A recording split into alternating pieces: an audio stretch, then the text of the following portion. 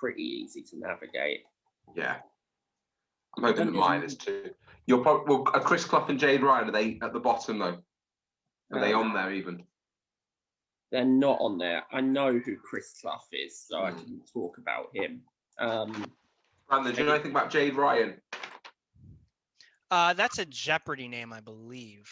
She's been on Jeopardy, yeah, that's what her profile picture is, but I don't know much more than that. She only signed up today, you see. Oh, I see.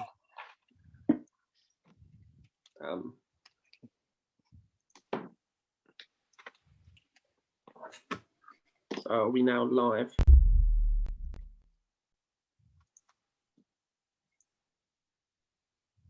Not sure. Check on Facebook. I shall now have a look. We are live.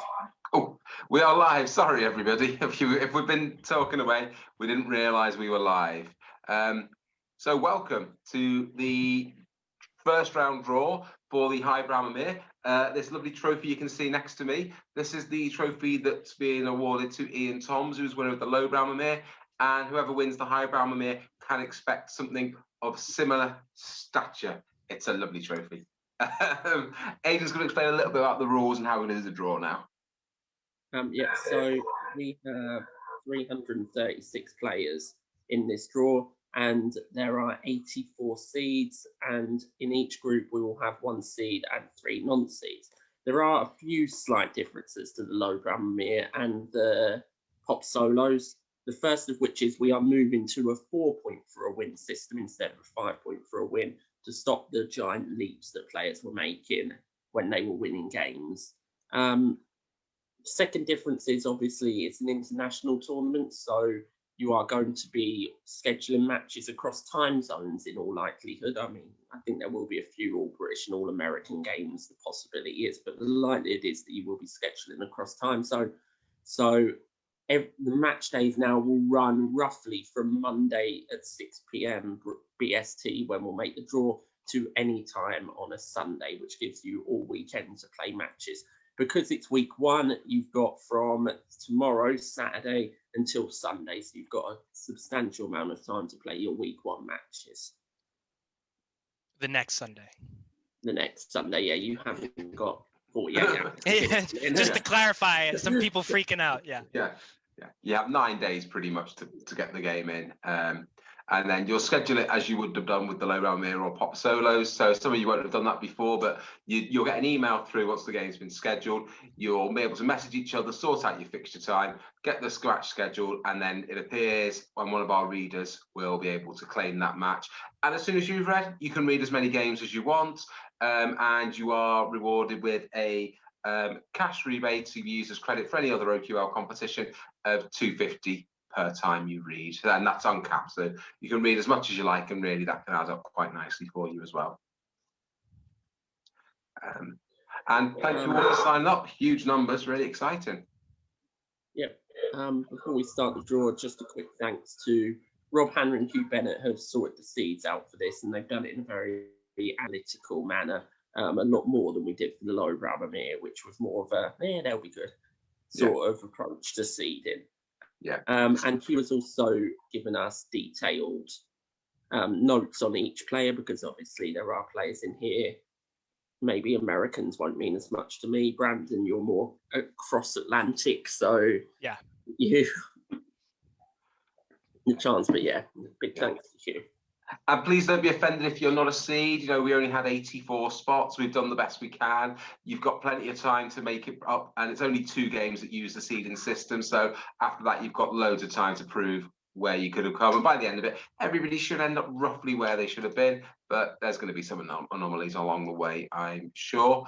Just quickly how the draw will work today. I'm going to be the voice of the balls. So as the numbers come out, I will tell you who those players are, and then Aidan and Brandon will give you a bit of analysis about the players and how they think that particular game could go, and point out any groups of death, as it were, and probably say that's an interesting matchup several times.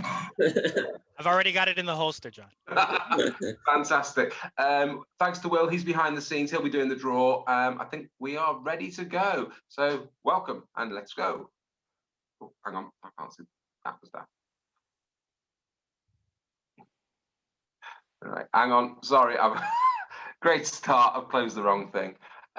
It's a huge sheet because there's so many numbers. So seeing the balls and the numbers, I'm going to have to reposition my screen a bit. Okay, sorry about this. So number 19, first person out is Andrew Fraser. Next player, 332 is Will Vince. 314 is Tom Mead. And 335 is Zach Narlick. Yep, so quite a Brit-centric game to see there. Andrew Fraser is a very well-known, very strong highbrower, incredibly deep knowledge on history, very strong player with potential to go far in this tournament. Tom Mead and Will Vince, both players who played in the lowbrow, probably both slant more towards the lowbrow as a speciality, but Tom did study philosophy, so that might be a strength for him. Yeah, I think Andrew Fraser, the seed here, rightfully might win this. But by the same token, I think Will Vince, who's the one non-Brit. Sometimes what happens, I saw it happen in a UK lowbrow match where there was one American and three Brits. The Brits in the Mimir format, every three people know the same thing, they could all fight each other. And then if the fourth person knows stuff that they don't, stuff could get to the back. So it's not worth calling now, but Fraser definitely has the advantage, but it can still go a couple different ways, I think. Great. Oh, just if I pronounce your name wrong, I do apologise. I am doing the best I can, but my knowledge of European language or Asian languages is not great. But I will do the best I can. So sorry if I get anything wrong, and do let me know, and I'll get it right next time. Okay. So we've got 89. That is David Edwards. Then we've got 260 is Paul Paquette. 86, Dave Ryan. And number 29 is Anurag Kashyap. So first game with two Davids. Oh. Hold on, let me...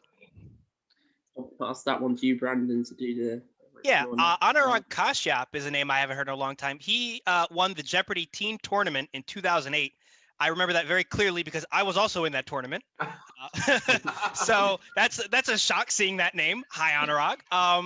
Yeah, this is another very tough matchup. Paul Paquette, a Canadian who's very, very experienced in setting tens of thousands of questions set, and so he's going to have a solid grip on that. Pretty balanced. I don't think either of them lean more towards high or low. And then obviously, David Edwards has a very strong reputation out of the UK, out of Wales, and Dave Ryan as well. So this could be a very tough matchup. Who's the seed in this? David Edwards. Always the first player comes out is the seed. Yeah. Oh. Okay. Well, because in the first one it looked like Will Vince was. But okay, so yeah, that's going to be a pretty tough matchup. A lot of players with reputations there, and a good geographic mix. You have two North Americans, one American, one Canadian, and then two from the UK. So take a drink now. It'll be an interesting matchup. It will. Just clarification on the seeds. The first one, John says, will be the seed. After that, we'll randomise the order just because then it will show what seat they're in. So, yeah, Dave Edwards still got seat one as the seed. Okay. Next game, we've got number 261. So your seed here needs no introduction. It's Mr. Paul Sinner. Number 22 is Andrew Story. 110 is Owen O'Reilly. And 51, Caroline Latham. So, yeah, we've got actually an almost British Isles. Owen O'Reilly is from the Republic, but a very Brit-centric game here. Paul Sinner, obviously a chaser, brilliant quizzer, very strong on areas such as art, culture, history. An interesting name here is Caroline Latham, experienced QLL, done well in Brain Britain before. She's a classics teacher, is very strong in areas like art and literature and the humanities. So she has the potential to be a banana skin as a non-seed in this tournament. Yeah, I like early on. I think we're going to see some matchups that may look different on paper than they end up, just because highbrow in a lot of formats has such a small percentage of the question distribution, and here it's 100%. So we may see some skewed results. I still think Paul is going to be Paul is an incredibly balanced and very hardworking quizzer. So I think he's going to be very hard to beat. But I don't think all said and done that match either. So. I think in the lowbrow, Mimir, Paul lost his first round game, which was one of the big shocks of the tournament, but he recovered well and went home with the trophy when I posted it to him anyway. Okay, next game, please, Well. 292 is Sean Webb. 171.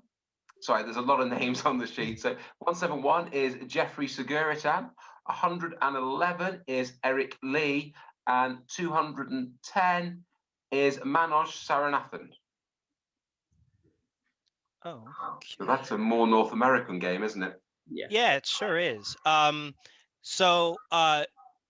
Well, I think Sean Webb is the seed here, right? That's right, yes. Yeah, I mean, if you've seen University Challenge in the earlier half of this season, his team went out in the second round, but he showed a very, very strong performance. University Challenge, obviously, mostly academic, and he's a big quiz bowler in the UK even now. So he'll be very tough to beat. Still some holes because he's very young.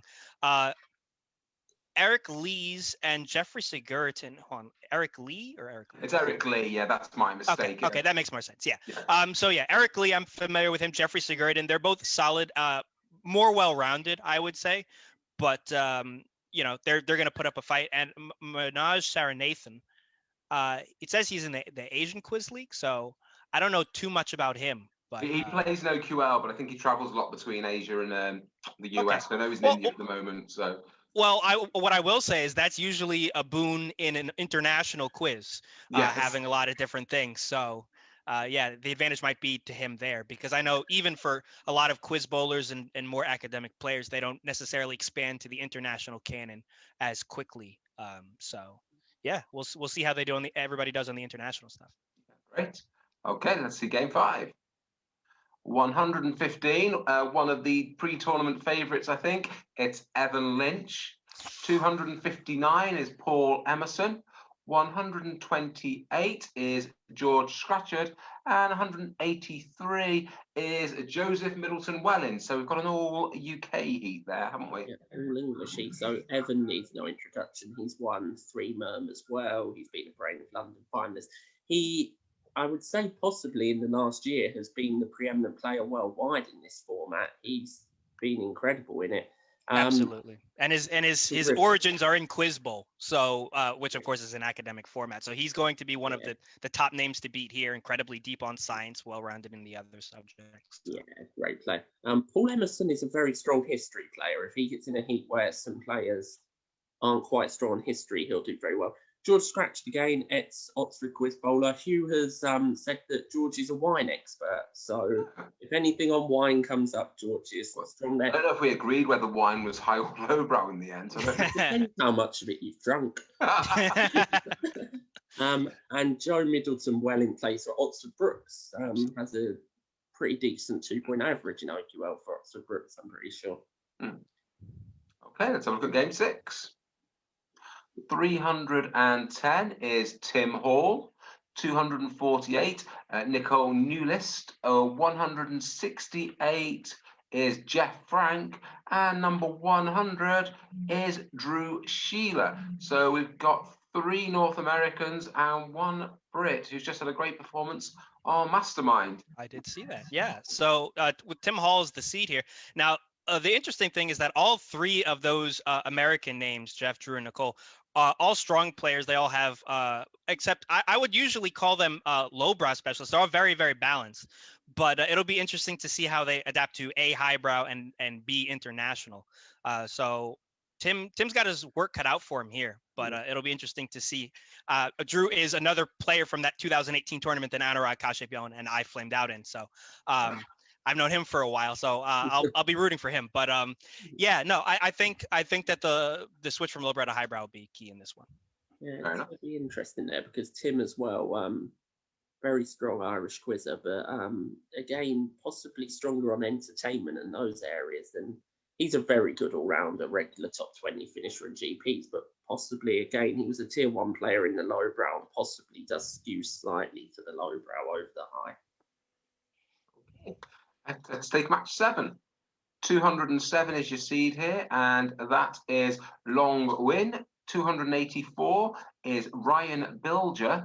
134 is Greg Sandukas. And have we got an all North American heat? We do not. We have Ian Valente. Here we playing with the North Americans.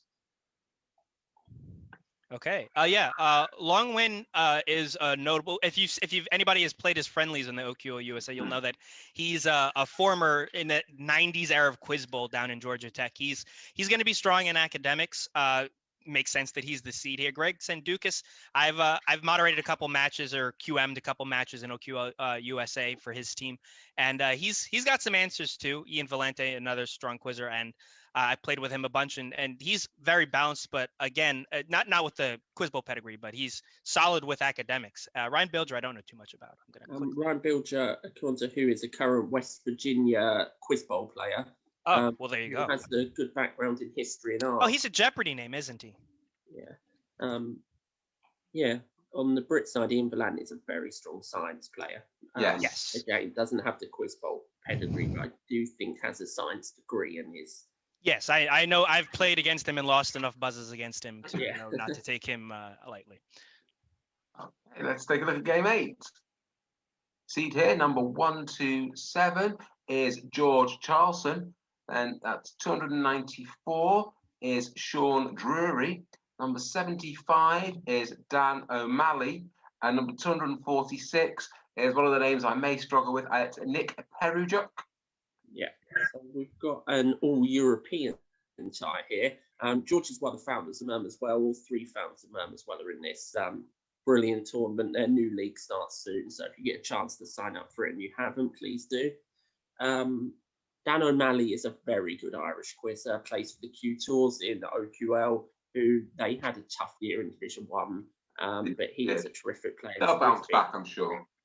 I think they will. Sean Drury's a new name to quiz, and he's done a few GPs recently and is getting involved on the scene. I think he's from down Canterbury way, which has a pretty strong quizzing scene.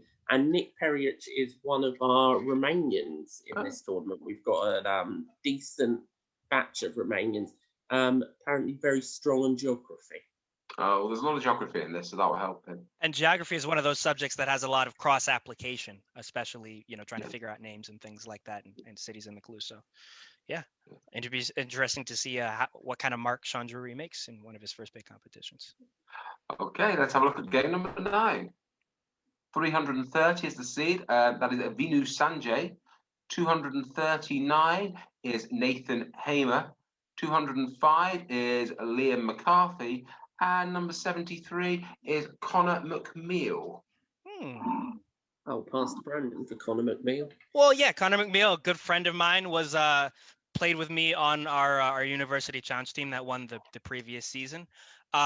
He has improved just having talked to him because we're friends. He's definitely improved a lot. His specialties lie in RMP, religion, mythology, philosophy, but he's really rounded out. He's going to Imperial. He's a science, mainly studies science, so he's got some good rounded knowledge there. Vinu Sanjay is another very strong name.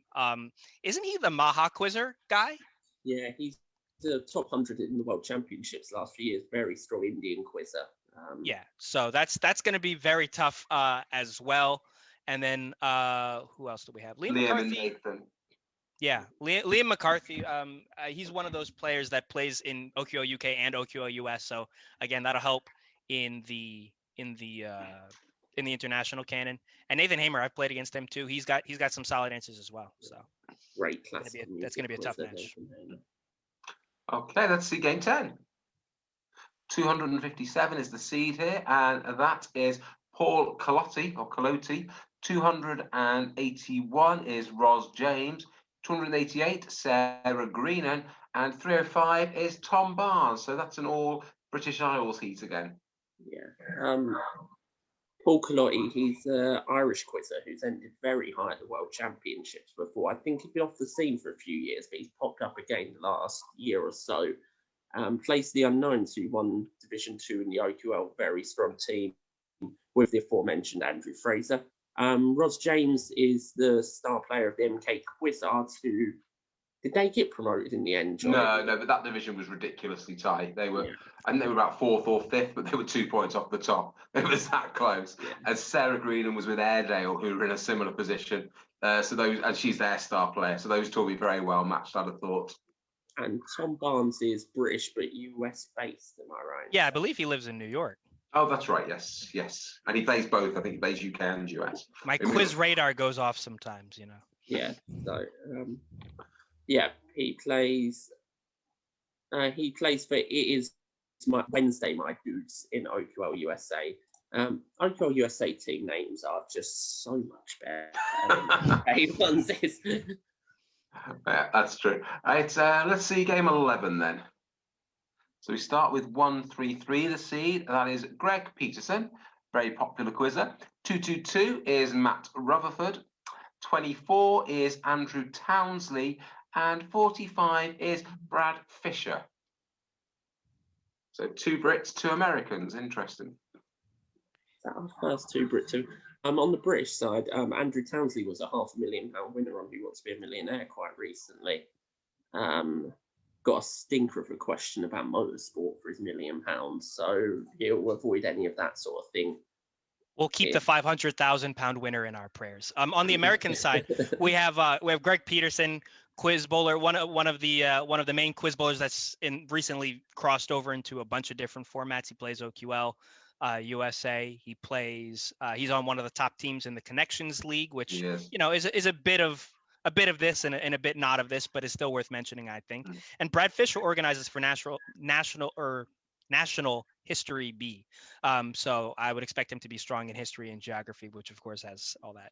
Yeah. And Greg also won $250,000 on. Oh yeah, he sure did, didn't he? A lot of money in that heat. I did forget about that. We'll also keep him in our thoughts and prayers.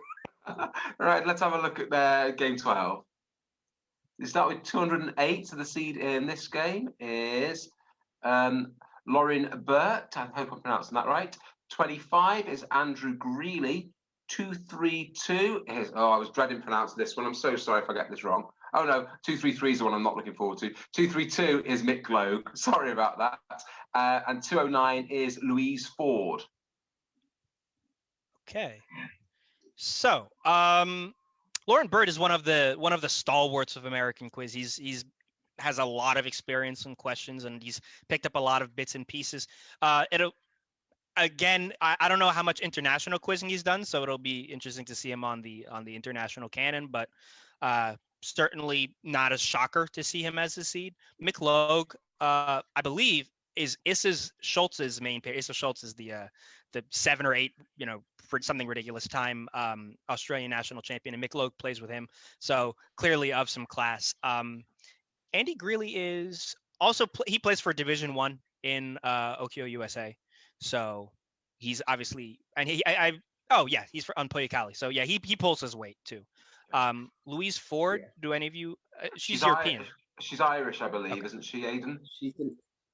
She's an Irish name that I have to be honest, I don't have much information on. She's a newbie out of Ireland, so we'll just see how she goes. Yeah. Okay. The advantage of information asynthesis shall play out in that. Okay. I brought my thesaurus for this one. Let's see who's in unlucky number 13. So we start with the seed 93. That is a man who again needs no introduction and has a trophy waiting for him. That's David Stainer. Number 70 is Connor Warden. 279. Rob Sobchak, I may have pronounced that wrong, apologies Rob, and 326 is the lovely Vince O'Connor. So we've got 2 Brits and an Irish again in there. David Stainer he's quite good at quizzes. He's won Brain of London before. I don't think he mentions it a lot. He won Brain of Britain. Yeah, I didn't know that. Yeah. Connor Warden is an Oxford academic. He was on Mastermind this week, came runner-up to Tim Hall, who was just previously there. His specialist subject was Otto von Bismarck, so European history could possibly be former quiz bowler at Oxford Brookes, I believe. Yeah, one of the main heads in the late 2010s when I was there. Yeah. Vince O'Connor plays for Bletchton Nomads. Just a lovely guy. Yeah, I don't know much about Rob, I'm afraid. Either of. Yeah, he plays for Legion of Doomscrollers. He's an American quizzer. I personally don't know too much about him, but again, that could be a good thing if you're him and you're in that match, and people are trying to figure out whether they should let things go or pass or answer. That is an advantage in this Mimir format. Absolutely. Right. Okay, game 14. Number 85, so the seed in this heat is Dave McBrien. Number 77, you'd have seen him on University Challenge a lot recently, is Daniel Lawson, who also plays in the Wirral Quiz League. If you live in that area, please do get in touch. Number 11 is Alexander Hardwick, and 54 is Charlie Bowen. Quiz Bowl. Yeah, I was about to say, so this is Quiz Bowl stroke University Challenge Central right here. Wow. That's a tough game, isn't it? Yeah, Dave McBrien has, he's always been strong, but the last couple of years, he's just been, I feel like he's been on fire. He's, for somebody who, I've just been talking to him, being friends with him, I think he gets most of his reps in just from writing questions, which is an unusual. Usually you see a lot of quizzers that good having to do some actual work in studying, but it managed to all stick. Very well-rounded. I don't know if he has an academic specialty or entertainment specialty or lowbrow specialty, but he's good enough at both where I don't think you need a specialty to do well in this competition. Daniel Lawson, if you've seen him in UC this season, I think is he gonna be in the final? I didn't. They're see in the final. They are. Yeah. Sorry if we spoiled that for anyone, but yeah, he's in the final on Monday. Sorry. But yeah, he's clearly the star of that team, playing very well. Sat on the UK Quiz Bowl committee. Alexander Hardwick, another veteran Oxford quiz bowler who was on University Challenge and made a mark. And Charlie Bowen, I believe, is out of Manchester. Is that right? I think Kent at the moment, but he's an ex-Cambridge quiz bowler. So Okay.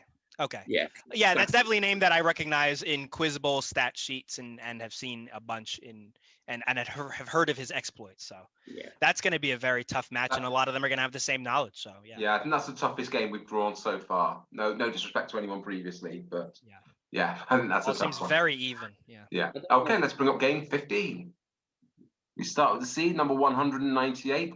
Again, apologies if I don't pronounce this right. It's Kenji Shimizu. 132 is Greg Fano. 138 is Harish Mapoor. And number 28 is Anupama Shrirangan. So wow, that was tough for me. I'm sorry, guys. And I don't know these names at all, I'm afraid. So I'll pass over to the other two. Right. Well, I recognize Kenji Shimizu. He's a US quiz bowler. So he's going to be very, very good at the academics. He's not only is a quiz bowler, he's a good quiz bowler, geography, history, things like that. So he'll be a name to watch out for. I believe, if I'm not mistaken, let's see. Yeah, the other Harish and Anupama is are both OQO USA names. I don't know too much about them. As is Greg Fano, it looks like is a completely new name. So that'll be that match will be one to watch out for, because not a lot of them have done a lot of larger competitions. Obviously, you have two OQO USAers and a quiz bowler. But I think they're all USA based, aren't they, as well? Yeah, it looks so easier to schedule at least. Yeah. Okay, well, we'll move straight on to game 16 then. You'll see there is number 213, which is Marion Fairthorne, another Mastermind champion. Number 226 is Matthew Nail. 136 is Hans von Volta. And number 40 is Ben Signor. Signor, I believe is from Australia. We've got two English, one American, one Australian game there. Marianne, Steve, they're very strong on maths, science, sort of area, Mastermind champion. And is also going to be very, very deep in history, culture. Usually the older the better with her. So anything before, 2000 BC, you might as well just give her the point now. So that'll be good. Hans von Walter, another person who has done a lot of trivia in the U.S., a friend of mine, and was a Jeopardy college tournament. He came in either second or third place, but he's improved greatly since then. He plays a lot regular at O'Brien's in Los Angeles, which is usually considered one of the hardest pub trivias in America. And they do ask plenty of academic stuff there. So that'll be a name to watch out for. Matthew Nail's a new name. He's sort of joined OQL the last few months and has been getting involved in things. And Ben Signor is a player on the Australian quiz circuit, one of our Australian contingent for this. So good luck scheduling that one. Well, we're here to help if you need, anyway. Right, let's bring up on the East Coast. game 17. So we start with the seed 238. Nathan Holtzman, who I believe is an excellent quiz. There was a lot of talk when he was drawn. 269, who will be representing the Seychelles, is Rahim Dina. 301 is Steve Rhodes, and 76, Daniel Cohen. Oh, he's good, isn't he, Daniel Cohen? Oh, yeah. Daniel Cohen, I believe, is an ex-quiz bowler from NYU. Is that right? Let me see. I think he does. I'm sure I've seen his name doing very well in OQL USA. Yeah. I believe he's a former. I'm quite sure he's a former quiz bowler. I just couldn't remember the college. Nathan Holtzman is a current quiz bowler of some repute, and I believe Rahim Dina is also a current quiz bowler on the UK circuit. That's right. Yes. Yeah, he's an Imperial guy. Is he? He's a first year at Imperial. He was 1 second away from winning the 100K on Beat the Chasers. Oh, I did see that. Yeah, and to do that is pretty tough. I think he took on 4 of them or something like that. It was pretty wild. So, yeah. Oh, he took all 5. Wow. Yeah, he's representing Seychelles. I think Seychelles parents, but it's a UK based and UK scene quizzer. And Steve Rhodes is a very good UK lowbrower. Not sure how well he'll translate to highbrow international, but he does a lot of quizzing. Yeah, but he does a lot of quizzing, so something's about to stick from everywhere. But I think he did better in the lowbrow than he'll probably do in this. But you never know. Right, okay. Well, we'll bring up game 18. Start with number 230. The seed here is Michael Cohn, another person been dominated on the University Challenge. Number 7 is Alan Morgan, who reached the lowbrow Mimir final. 200 is Kevin Finn, and 187 is Joshua Hill.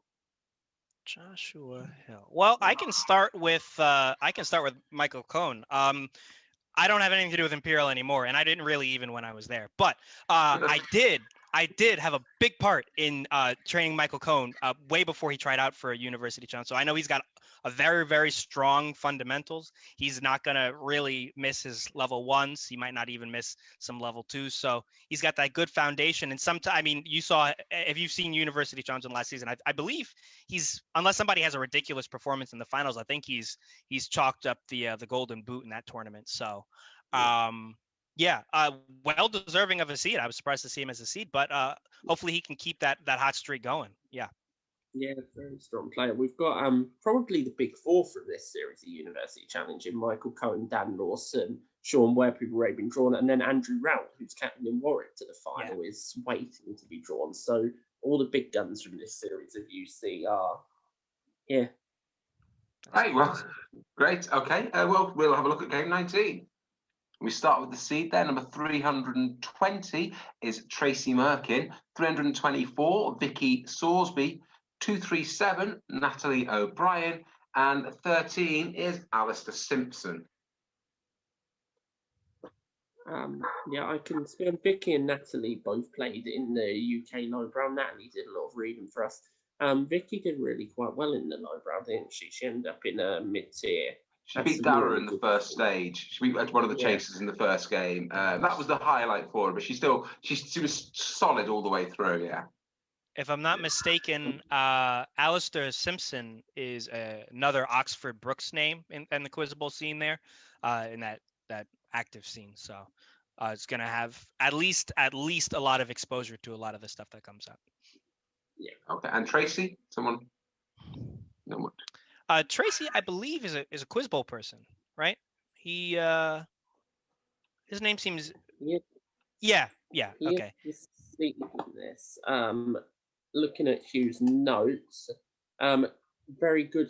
Apparently, has improved quickly in the last couple of years, and is a Quiz Bowl player at the University of Florida.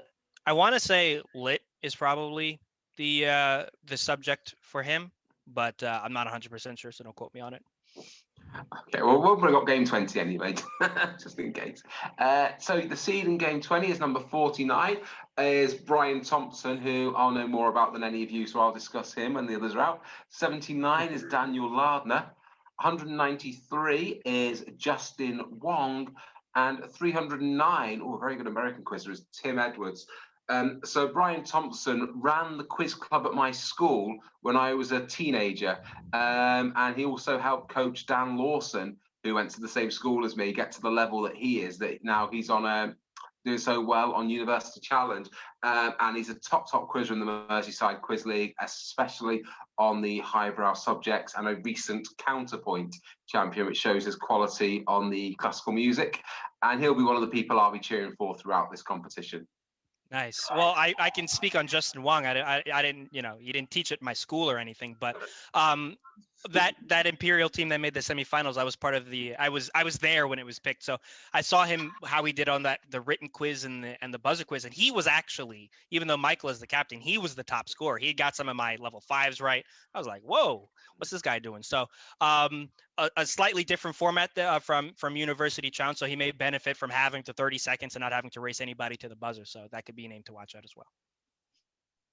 Tim Edwards is another U.S. name. Plays with Sons of Anarchy. Yeah. He also, I think, writes questions or sets quizzes or something like that. So that's always an advantage, having seen so much stuff. Something might click with these 30-second timer and more if it's not your question. Yeah, I don't think anybody in this competition would have played Mimir competitions for as long as Brian has, because the format was invented in the Merseyside Quiz League about 50 years ago. And Brian's been a key member of that league for at least 40 years. So I suspect he's played more Mimir competitions than anybody else, despite the massive surge of them recently over lockdown. Great. Quickly, Danny is I think an ex-UC player, certainly a current quiz bowler at Sheffield. Oh yeah, that's one of the main quiz socks in the north is in Sheffield. Yeah. So anybody coming out of there will have had a lot of reps. Let's see, game 21. Seed here, number 151 on the OQL setting team for the UK format. That's Innes Carson. 62, Chris Moody.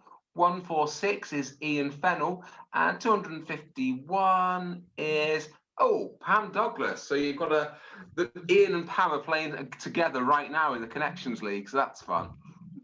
They'll find out, I guess, soon that they've been drawn in a blood ritual fight to the death. Innes Carson, I believe, is another University Challenge winner. Is that right? Or no, semifinalist, I think, with Edinburgh. Yeah. But very strong in academics. So. Yeah. He now writes for University Challenge and Mastermind. Yeah, well, when I was there, he was working for the show, and he was like, we were watching matches, and he was like, I wrote that. So I was like, okay, yeah. All right, get those reps. He is incredibly strong on science, classical music, religion, mythology, just very good at highbrow. Innes is. Ian Fennell, though, is a tricky non-seed here, because if you ever look at GP scores, Ian Fennell's are always terrific to look at. He scores about 90 or 100, with 80% of that coming in the 3 highbrow and virtually nothing on the entertainment, lifestyle and sport. So he is someone who knows his way around a highbrow quiz. Yeah, and Pam's obviously much better at highbrow than lowbrow. She was bemoaning the computer game questions every time they came up in the lowbrow. Well, I guarantee you won't get any of them this time. Yeah, I believe she's strong in geography, strong in science, especially nature questions. So any sort of nature taxonomy kind of questions will be good. Chris Moody is an American player. He's had reps, I believe, in OQL USA. I don't know too much about him. Might be Jeopardy name. I'm not sure. All right, game 22, please. So 256 is the seed here, which is Patrick Friel. 38, Ben Rothenberg. 199 is Kevin Byrne. And 258 is Paul Catane. Okay, well, the two on the left are definitely American. Is Kevin American? Oh no, good. I was hoping. What do you call it? Anyway, Patrick Friel is one of the most, especially over the last several years, one of the most complete American quizzers, especially on the international scene, highbrow, lowbrow. For a while, he's usually one of the top 5 American scorers on WQC, going back to at least when I started in 2014. Very, very balanced, but especially in highbrow, so that'll be good. Ben Rothenberg, I believe, might have been a quiz bowl. We played their team like twice in a row in Connections, so I know that they have a lot of academic knowledge.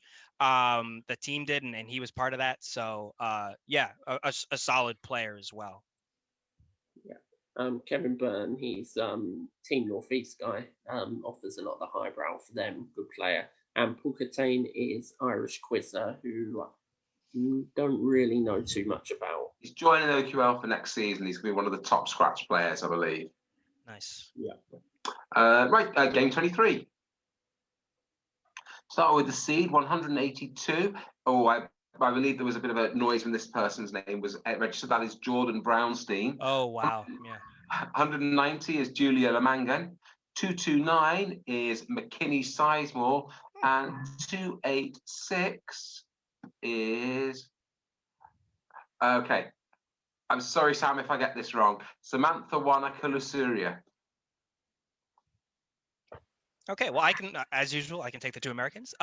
Starting with the seed, Jordan Brownstein, surely one of the best 2 or 3 quiz bowlers ever. I mean, literature, history, completely into, and I think he studied like some type of science, maybe computer science, but literature and history, absolutely absurd, balanced everywhere else, very, very deep on pretty much everything across the canon. He will be another one of those names where he could be a very solid pick to win it all. If somebody picked him, I would not challenge that. McKinney Sizemore, another former quiz bowler, a little older from a little before era, runs a trivia, runs Gentleman Octopus Trivia, I believe. Yeah, it's really good fun actually if you get the chance to play it. I have played it. I have played it and I have enjoyed it. So shout outs to him in that. And so another balanced player. I know he's good at trash, or I should say lowbrow, as it's called in this tournament. But also solid enough at highbrow where he could be another threat, especially as a non-seed. Yeah, with Jordan Brownstein, before the lowbrow, I think on the week 1 draw, I said that one of the favourites had said that this tournament will be fun, but Ian Thomas is going to win it. One of the favourites for this tournament, who's already been drawn, said to me, if Jordan Brownstein enters, he's going to win it. Yeah, that seems right. So it'll be interesting to see. Crazier things have happened than people than top seeds not winning tournaments. So that's why that's why you play the game. Yeah.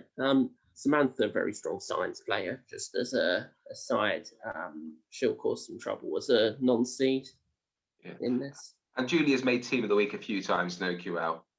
She played, I think she's Division 5 or 6 possibly. So gets it occasionally. We'll take match 24. 306 the seed here, Thomas de Bock. 107 is Edouard Stan, Romanian, I believe. Number 27 is Ant Fish. And number 159 is James Horton. Okay. Belgium, Romania, Wales, and Manchester as our Thomas de Bock, Oxford Brookes quiz bowler. Yeah, basically, I want to say like almost the father of quizzing there at Oxford Brookes really was the one behind that. If you remember 4 or 5 years ago, maybe on University Challenge, maybe more recent, he had a great performance in the first game and then had an aggregate score of 400 in the second round and lost to just a complete Merton team. And he was playing out of his mind, but so was Merton. It was just a very, very unlucky match, but a very, very strong academic player. He's going to be very, very tough, earning of the seed there. Yeah. Edouard Stan is an incredibly strong Romanian quizzer, but probably skews slightly more to the lowbrow than the highbrow. But he can be a danger. And James Horton is a long-time quiz bowler at Manchester. So yeah, I recognize that. Very strong in the sciences. Yeah. Possibly a bit more lowbrow than highbrow, but still a very good science and quiz bowl pedigree. Should be a good game, that one. We'll move to match 25. So the seed here, 334, is one of the top quizzes in the competition, I expect. Yogesh Rout. 273 is Richard Appleyard. Number 46 is Brandon Escobedo. And 162 is James Murphy. So 2 Americans, 2 Brits there, I believe. Yeah, Yogesh Rout, another one of player who works incredibly hard. If he's in the chat, I'm sure he'll mention his blog. If not, I'll mention it. He has a blog and he writes a bunch of interesting facts. And every time I see a quiz, he's always talking about it. And because everything comes up, so he has a lot of facts down. I believe he was the 3rd or 4th highest finishing, maybe the 3rd highest American at this year's WQC, and something like 5th or 6th overall, certainly in the top 10. A quiz bowl player. A lot of people probably know him as a film player. One of the best film players, full stop. But also very, very strong in highbrow, so that'll be tough. Brandon Escobedo, another former quiz bowler. I thought you were going to say Brandon Blackwell. I was like, am I playing? Oh, No. actually, you know what? I'd be happy to play because I set for this and I'll know all the stuff that I wrote, but not much else. But anyway, quiz bowler, I believe from the West Coast, somewhere in California, probably. So strong there, maybe in social sciences. Let me see. Yeah, economics, it looks like. So that subject is represented in this tournament, so that will be an advantage for him. Yeah, Richard's recently joined the league and is taking part in everything, which is always great to see. And similar for James Murphy, but I don't really know much more about them than that. James and Richard were in tier 2 and 3 of the lowbrow, but they certainly James. I know James well, and he skews strongly to the lowbrow. But I'm pleased to see he's entered the highbrow because I would say most of his strengths are in sport, video games, entertainment. Well, if you are a more lowbrow quizzer, this is a great way to learn stuff. I know there's plenty of quizzers who've joined up saying, I know I've got no chance in this, but I just want to learn. And learn you will, as we move into match 26. You see it here, number 157. Now, this is definitely one of the favourites for the competition. This is Jacob Myers. Sure. 87 is another Wirral Quiz League player in Dave Trent. 131 is Grant de Young, and 247 is Nick Reed. Oh, right. Well, I can start with Jacob Myers. If you've been following Mimir as well, I believe he's made, I don't know how many seasons they've had, but at least 2 or 3 of them he's made the finals, and one of them he won. The one just before this one that Evan won, the one before that, I believe he won. Very, very strong in history, very strong in geography. I mean, there's the story of him showing up to WQC. He was just driving through I believe Milwaukee or whatever, wanted to do WQC, and his parents were like, okay, but we only have 1 hour. And so he sat the 2-hour quiz in 1 hour and was like 16th in the world or something stupid like that. So yeah, another name that will be very, very one of the front runners, certainly. Very strong in highbrow, solid in lowbrow, especially in highbrow. So in this tournament, very dangerous name. Okay. Well, Dave, I can take, because he's obviously in the Wirral League. He joined relatively recently, very keen, taking parts in loads of quizzes. Lovely, lovely guy. And he's generally better at the lowbrow, so I don't know how he'll fare over in this, but he's going to enjoy it, I'm sure. Do you know much about Nick, Aidan? Nick's one counterpoint. He's another of our counterpoint winners, so he'll do well on the music in this. Grant Young is another. Oh, sorry. No, sorry. No, I was going to say Grant Young is another American quizzer with another, a solid reputation. OQO USA plays for. Don't tell me. Nothing golden can stay. So, so probably a younger player, maybe. So, yeah. Okay, great. And we'll start game 27. So the seed here, 245, Nick Jensen. 167 is, another one. Jayanthi Martins, again, sorry if I pronounced that wrong. 176 is John Presloyd, and 265 is one of everybody's favourite, Philip Burrows. Yeah, I believe. Yeah, I was about to say, I believe all of the first 3 of the ones you said are American, so I can handle that. Nick Jensen is a quiz bowler, I believe.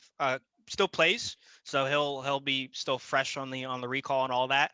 Janthi Martins, I believe, is a Jeopardy name. I think I recognize that as a Jeopardy name. Might also play, definitely plays in OQO USA. Might also play in Connections. So I think she does, yeah. I think she plays Connections too. Yeah, so that might be useful for trying to suss things out in that 30 seconds. John Presloyd plays for, I believe, Sons of Anarchy. Yes, I was correct. Plays for Sons of Anarchy, which was a team that won their division, I believe, this most recent season. Not the season that's just now finishing, but the one before that. So, and a solid play for them as well. So, it'll be tricky. Maybe one of you want to take Philip Burrows, who I don't know. Well, he's the keenest quizzer we've ever met, isn't he? He is the loveliest lad, isn't he? And I say lad because he's only a year younger than me, but he's new to quizzing, so he has that incredible keenness. GNS Heroes are a delight. There's 5 of them in this draw. They are the single nicest team that you could ever meet. Oh. And Philip is their captain and probably one of their star players. Yeah. Oh, nice. Right. And on that note, we'll move on to game 28. So the seed here, 218, is Mark Ryder.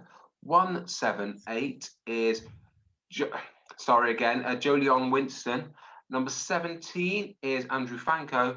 And 53 is Charles Ross. So that's mostly British, and then 1 star American player. Yeah. Mark Ryder is another one of those players who, going back to even the early 2010s, has been on the one of the main stalwarts of the international US quiz kind of cadre. Very, very good at history, very good at culture, especially East Asian culture. He's very, very good at Japanese history and culture and things like that. Which is very good considering he doesn't watch any anime, to my knowledge. Anyway, he's also going to be very strong at science. Definitely earning of his seed, very, very strong. Andrew Fanco, I know he's British, but I'm going to keep talking, sorry. Friend of mine, recent Only Connect champion. He's very strong in lowbrow, but also has some interesting answers in highbrow as well. He's also going to get some good culture questions. I think playing to an international canon might be an advantage to him compared to just a straight British canon. So yeah, there you go. His wife's in the draw as a seed later, and when I told Stu gave Bill the list of the seeds, his first comment was, "We've started a domestic by putting Frankie in the seeds and Andrew in the non-seeds." Charles Ross plays for Eggmen. He is much stronger on the highbrow than the lowbrow. I think he's a scientist, but I wouldn't quote me on that. And Jolion Winston is a young British player who, John, I know nothing about. So no, he's very new. This is his first competition with us, but I believe he is joining OQL for this coming season. So I'm afraid we don't know much about you yet, Jolion, but you've got plenty of time to prove yourself. And on that, we will move to game 29. So we start with number 180. So the seed here is our speed quizzing champion, Jonathan Gibson. 316 is Thomas Kesek. 161 from the Liverpool Quiz League is James McGregor, and 236 is a legend now for the way he's doing the stats in OQL USA is Mike Olson. Yeah, so we've got 2/3 British quizzes. Jonathan Gibson is incredible all-rounder. Highest 2-point average OQL UK this season. Averaging above 7 per game is like who does calm down, man. It's just a game.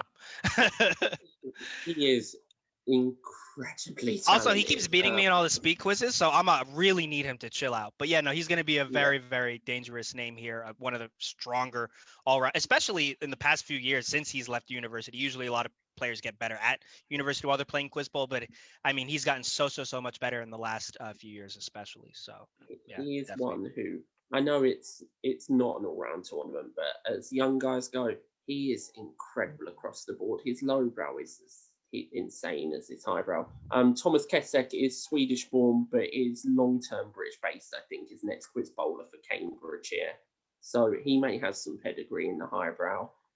James McGregor is very much a lowbrow player, but I think he's quite useful on the sort of social sciences area. Normally scored well on civilization. He's useful all around, really. He works quite hard, does James. You know, he's got a lot of flashcards, and he really wants to get better at highbrow. He's not expecting to make any marks in this, but he's going to take away some good knowledge from it. So I think that's going to help him. And he's very heavily involved with the Merseyside Quiz League. Again, if you live in that area, do get in touch and join your local leagues. That's good. Also, I'm surprised it took 54 minutes into the draw for somebody to mention flashcards. I figured I would have mentioned at least 25 times by now, but thanks for bringing that up. And Mike Olson, he's running the... Oh, we're on to the next game. Sorry, Mike. 325, the seed here. Possibly the best female quizzer in the world right now. That is Victoria Gross. Yeah, you know who it is. Oh, yeah. This is the name I was worried about pronouncing, so I am sorry about this. It's a Romanian quizzer. I think it's Mihai Alexandru Ilioi. So again, sorry if I've got that wrong.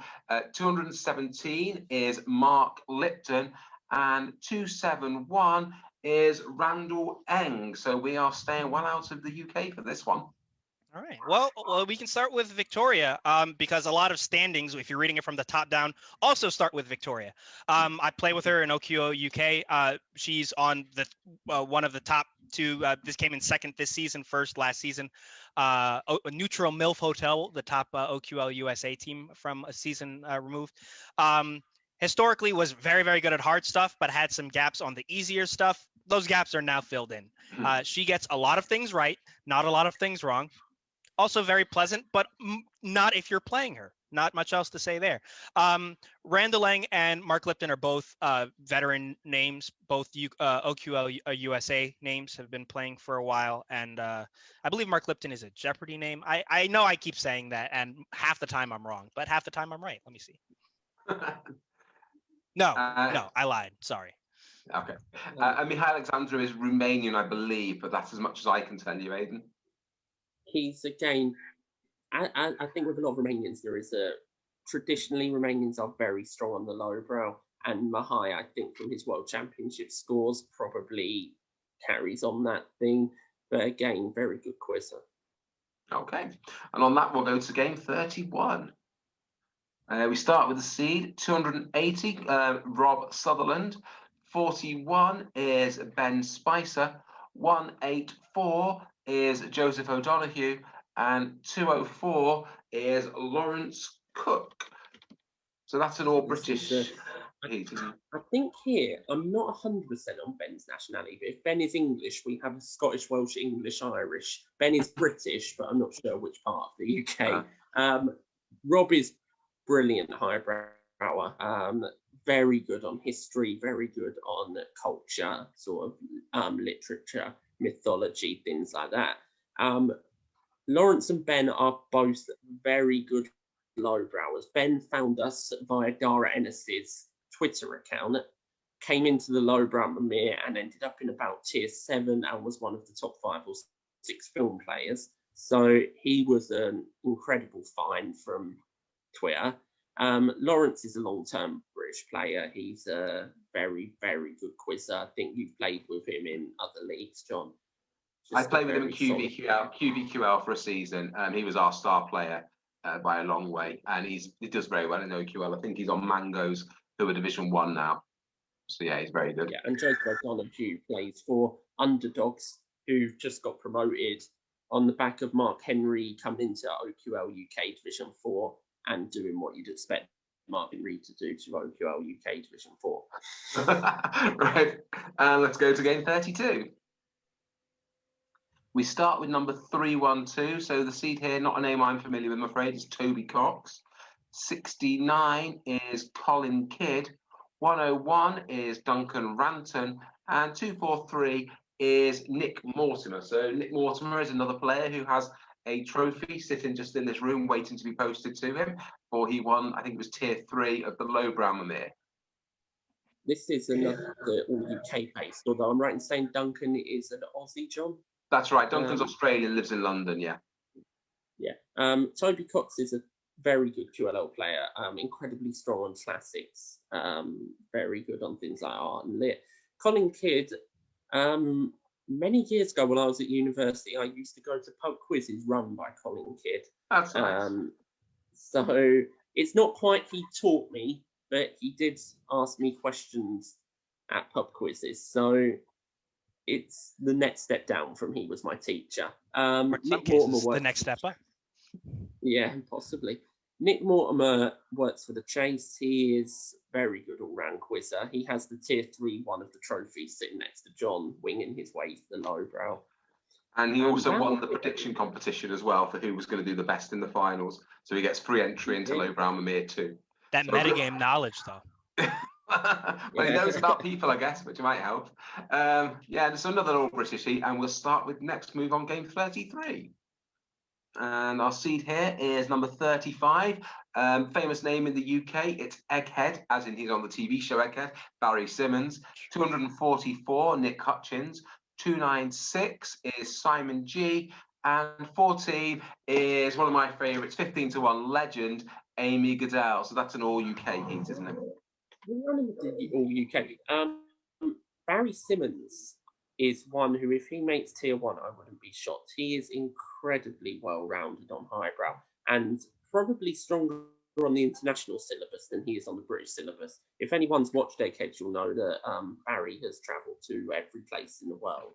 So that will hold him in a good stead for things like geography, things like culture, architecture. So yeah, he's a really strong quizzer. Nick Hutchins made tier 1 of the lowbrow, but it is safe to say he is more slanted towards the lowbrow. Amy Goodell was John's childhood hero, as you've heard. And Simon G. Deservedly so. She's very good, especially as a non-seed. It's going to be tough. Yeah. And Simon G's recently joined. I think he's captained a team in Division 5, Bravehearts. So he does quite well for that team. So that's going to be a good heat to watch. Right, we'll have game 34, and the seed is number 34. That's nice. So this is Oroni Gupta. 211 is Marcelino Javier Jr., although I think he prefers to be known as June.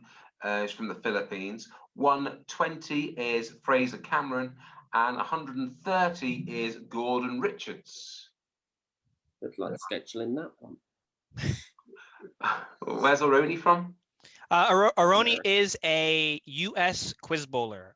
Been playing for a long time. I definitely recognize the name, so they're going to be good at academic stuff. I believe they still play, so that'll be there. And I also believe they are on a OQO USA team. I believe one that is just recently been promoted to Division 1, so they'll be in Division 1 next season. So that'll be a good team then to win that. Gordon captains Spiral Scratch in the UK, who are a Division 2 team, but he doesn't play that often. I think he likes to put the others into bat, as it were. Fraser very good, isn't he? Fraser's reached a couple of finals with us, hasn't he? I think. Yeah. Solid quizzer, part of that CFAX the Hoop, that tight CFAX the Hoop squad in QLL. So. Yeah. So Marcelino, I think it's June. I don't really know much about him. I believe he's a Filipino quizzer. He's a Filipino. He is Wang Tong Tay, who wrote for us, his second in command at 5 Quiz Group. He writes really good international-based questions. Nice. Oh, well, then he'll have a good advantage in this then. And on that, we'll move on to game 35. So you see here, number 240 is Ned Pendleton, who we'll offer our congratulations to on recently becoming a father. Number 84 is Dave Gregson, who came runner-up in the lowbrow Mimir. 196 is Kelly Hamer, who told me he was entering this and just wants to avoid coming last. And 274 is an Only Connect Series champion in Richard Aubrey. So I think we all know these guys quite well in the UK. They're all very well known names.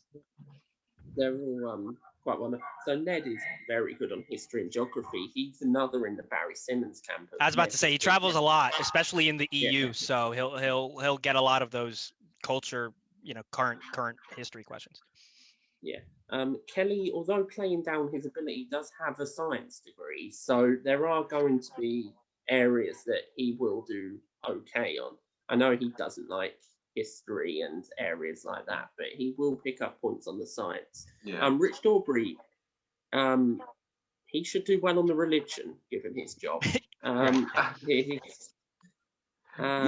Mythology and the classics should be strong for Richard. Dave is an incredibly good lowbrow, but I wouldn't rule him out of doing okay on this. He does have some highbrow knowledge. He's in completely lowbrow bias. Yeah, one look at his stats in QLL or OQL will tell you that he's not just getting TV, film, music, sports. Yeah. And they should all know each other fairly well as well, which is nice.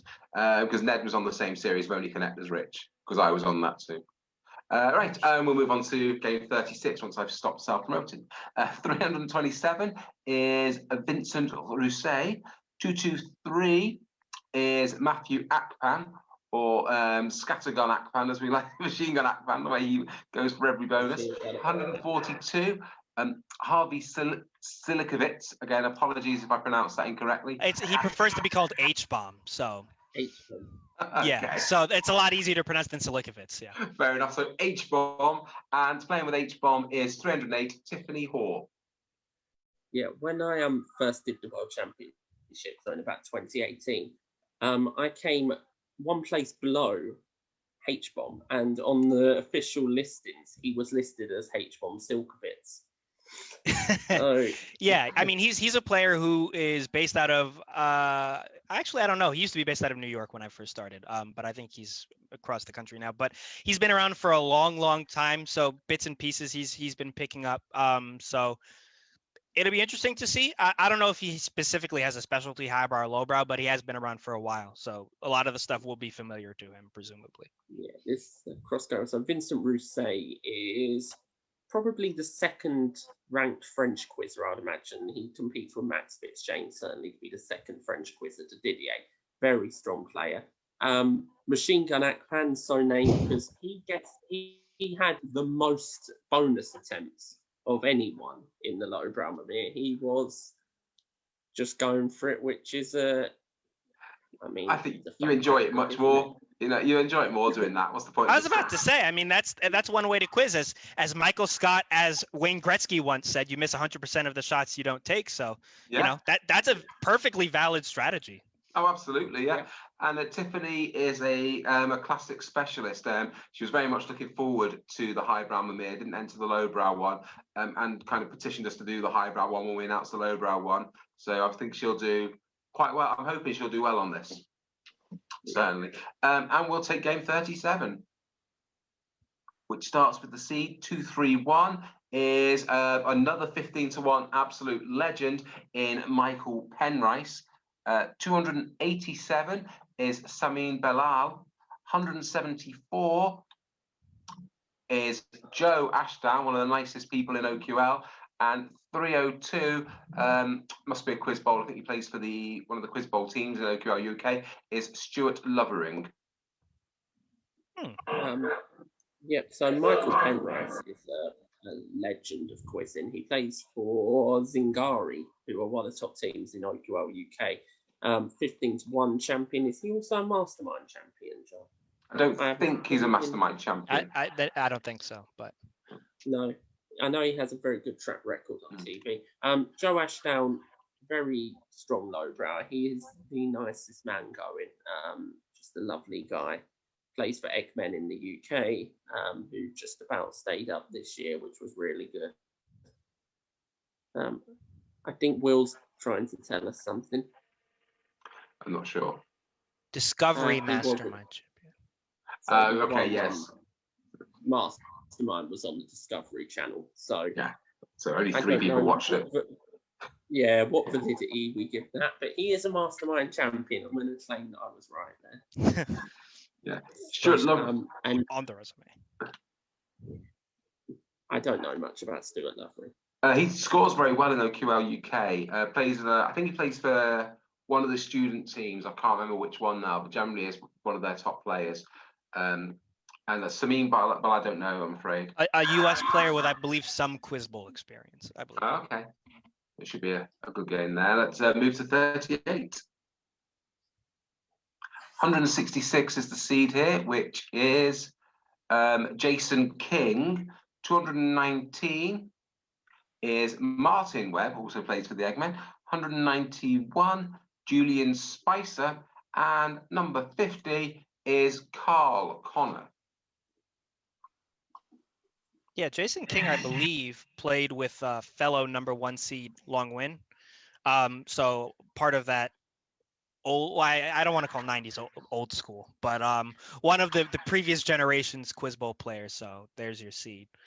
Carl Connor is a younger player, I believe, or maybe not. Carl Connor's an older player. He's young at heart. Plays 56. Young at heart. Don't really know what his specialisms are. He did okay in the lowbrow Mimir. Martin Webb is probably the best sports quizzer in the UK at the moment. He's incredible at that. But he's also quite decent at history and geography. So, and he has one of those trophies on his way. Oh, is he? I forgot that. It's all engraved on it anyway. But one of them must be going to Martin as well. Sorry, Martin, I forgot. And Julian Spicer is a relation of Ben Spicer's, who he's got to sign up. But I don't want to say what relation because I'm not sure. So we're relatively new to quizzing then. So I'm afraid we can't say much about you, Julian, but use this competition to make a mark for yourself. And on that, we will move to game 39. So your seed here, 144.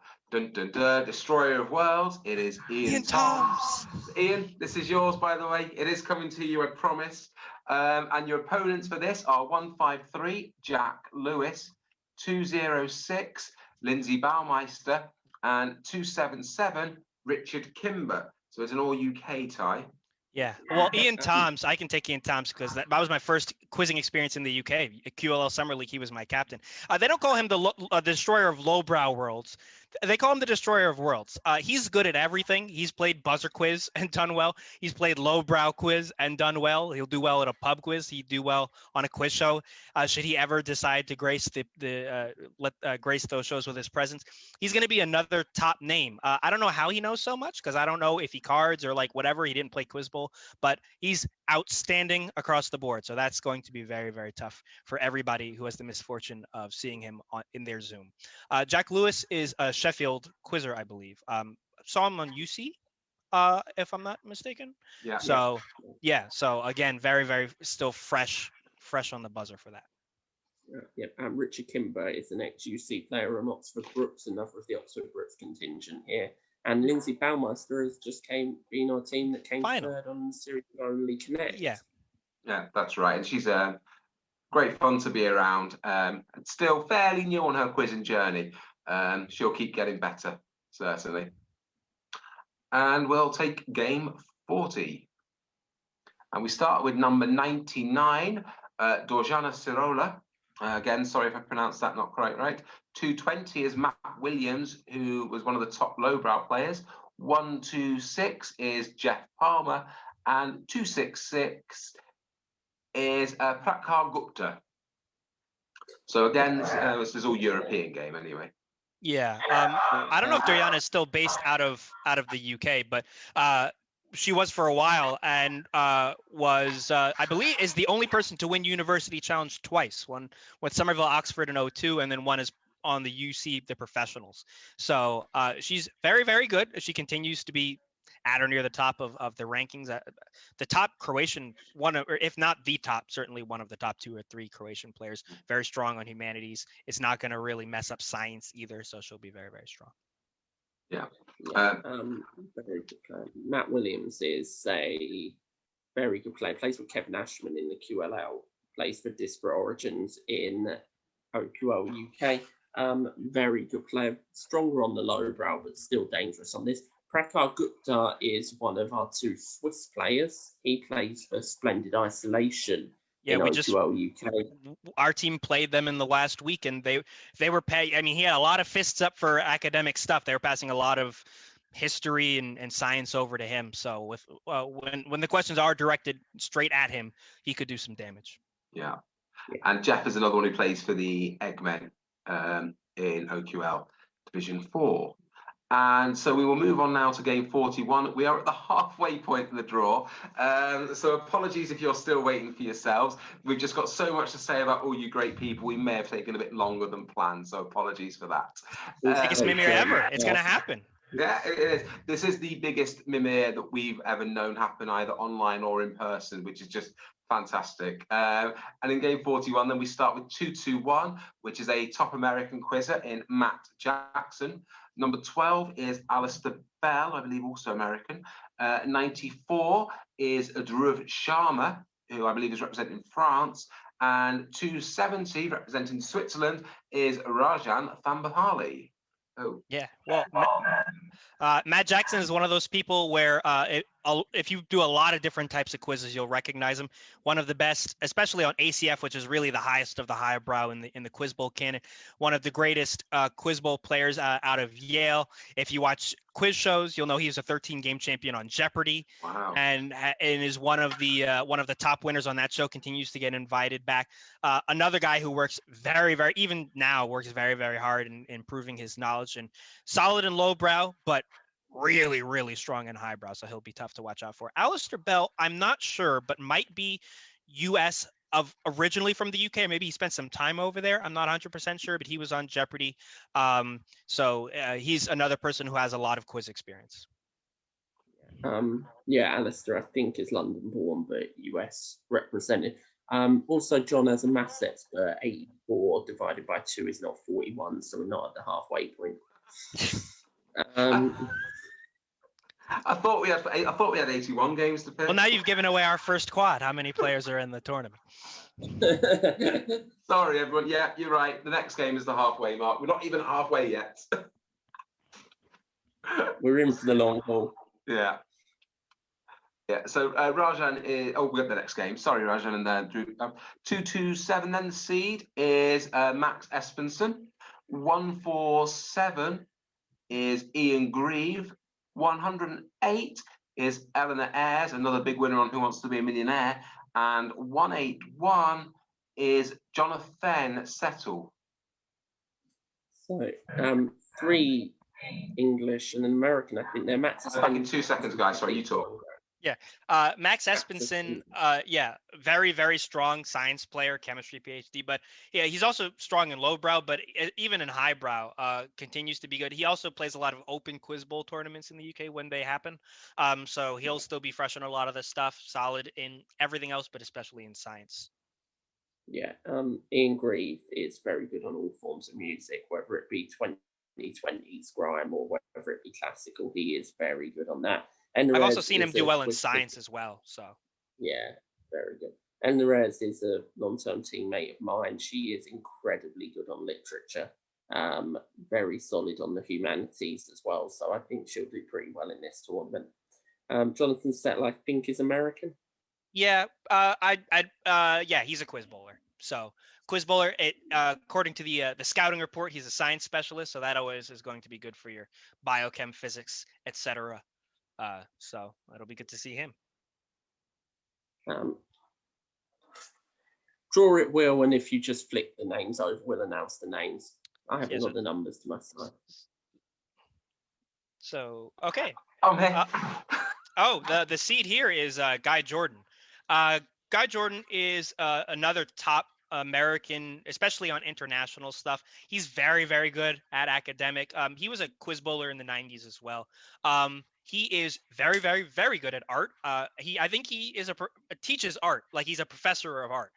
So art history, I should say. So he'll be very good at that. But he also writes a lot of stuff, and he's going to be very, very good on highbrow. So definitely one of the top names out of America, I would think. Elliot Greyclough is another out of the Sheffield Quiz Factory. Yeah. So he's a current quiz bowler there, but I don't think has appeared on UC yet. Marius Bodkin-Tudor is a very popular Romanian quizzer. I think he is the one of the Romanians that skew possibly more towards the highbrow. Okay. Should we take game 44? Sorry about that, everybody. I've got a very small bladder and it's a long draw. 154 seed here is Jack Pollock. 242 Neil McCaskill. 42 is Benji Wynn, and 123 Gavin Tillman. Hey, Jack Pollock is a young Scottish quizzer, and I say young. I think he's only a couple of years younger than me, but certainly in that 2020 under 30, the junior stroke youth world quizzing championships that was only open to under 30s. He was one of the top players. He back when the IQA was still having in-person stuff, he would always score towards the top of the Hot 100s, did well in WQC. So international canon, no stranger to him. Yeah, Neil, incredible in geography. Yeah, Neil very much leans to. Oh, sorry, Aidan. Sorry. No, you go. I was just saying Jack was specialist on geography. Yeah, Neil is Neil is an MQL quizzer, but his strengths very much lie in the highbrow side of it. So I think this competition is really going to suit him more than anything else that we've offered will do. And he's a very obviously experienced with the Mimir format being in the MQL league. So I think he'll do quite well in this. Yeah. Gavin Tillman. Yeah, Gavin Tillman is some type of scientist. I think he might be a mathematician, but he's going to get a lot of science questions right. He's QLL stalwart, so there's a lot of stuff that he'll be familiar with, and I believe even does a little international quizzing, so that may be interesting to see. And Benji Wynn is the namesake of Benji getting the EVA, that the aforementioned Ilkyo USA team that will be playing the first season in Division 1 next season. Right. So I'm going to go out on a limb and say he's a quiz bowler, which means he'll be good at art, humanities, science. And they're in the Connections League as well, which obviously helps for every kind of quizzing, really. Quiz team match 45. 304, the seed here is one of the names I wasn't looking forward to pronouncing, so sorry if I get this wrong. Tejas Rahe? 170. Tejas Rahe. 117 is Fintan O'Connor. 156 is Jade Ryan, our last sign up. And 43 is another of the UK eggheads. It's the lovely Beth Webster. Well, I can start with Tejas. Tejas is one of the top, I want to get this right, certainly one of the top, the third best behind Troy Meyer and Scott Blish, the third best twos average in OQL USA. Wow. Strong quiz bowler who I believe is known for getting much stronger after he left university or certainly undergrad, but very, very strong in academics, solid in lowbrow as well, but especially in highbrow. That's going to be a very, very tricky match and a very well-earned seed for him.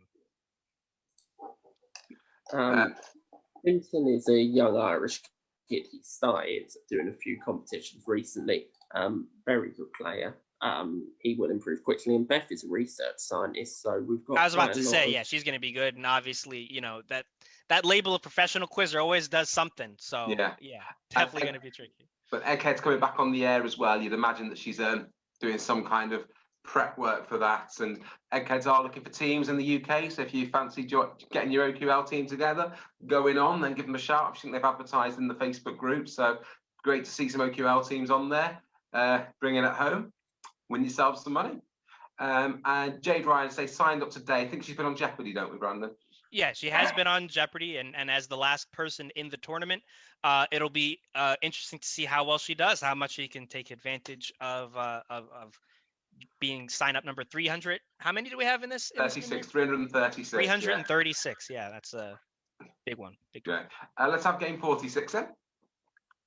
We start with number 145. That's Ian Clark. 225, Matthew McStay. 276 is Richard Hopkins. And 63 is Chris Ottolino. So that's 3 UK-based quizzes and 1 American, I think.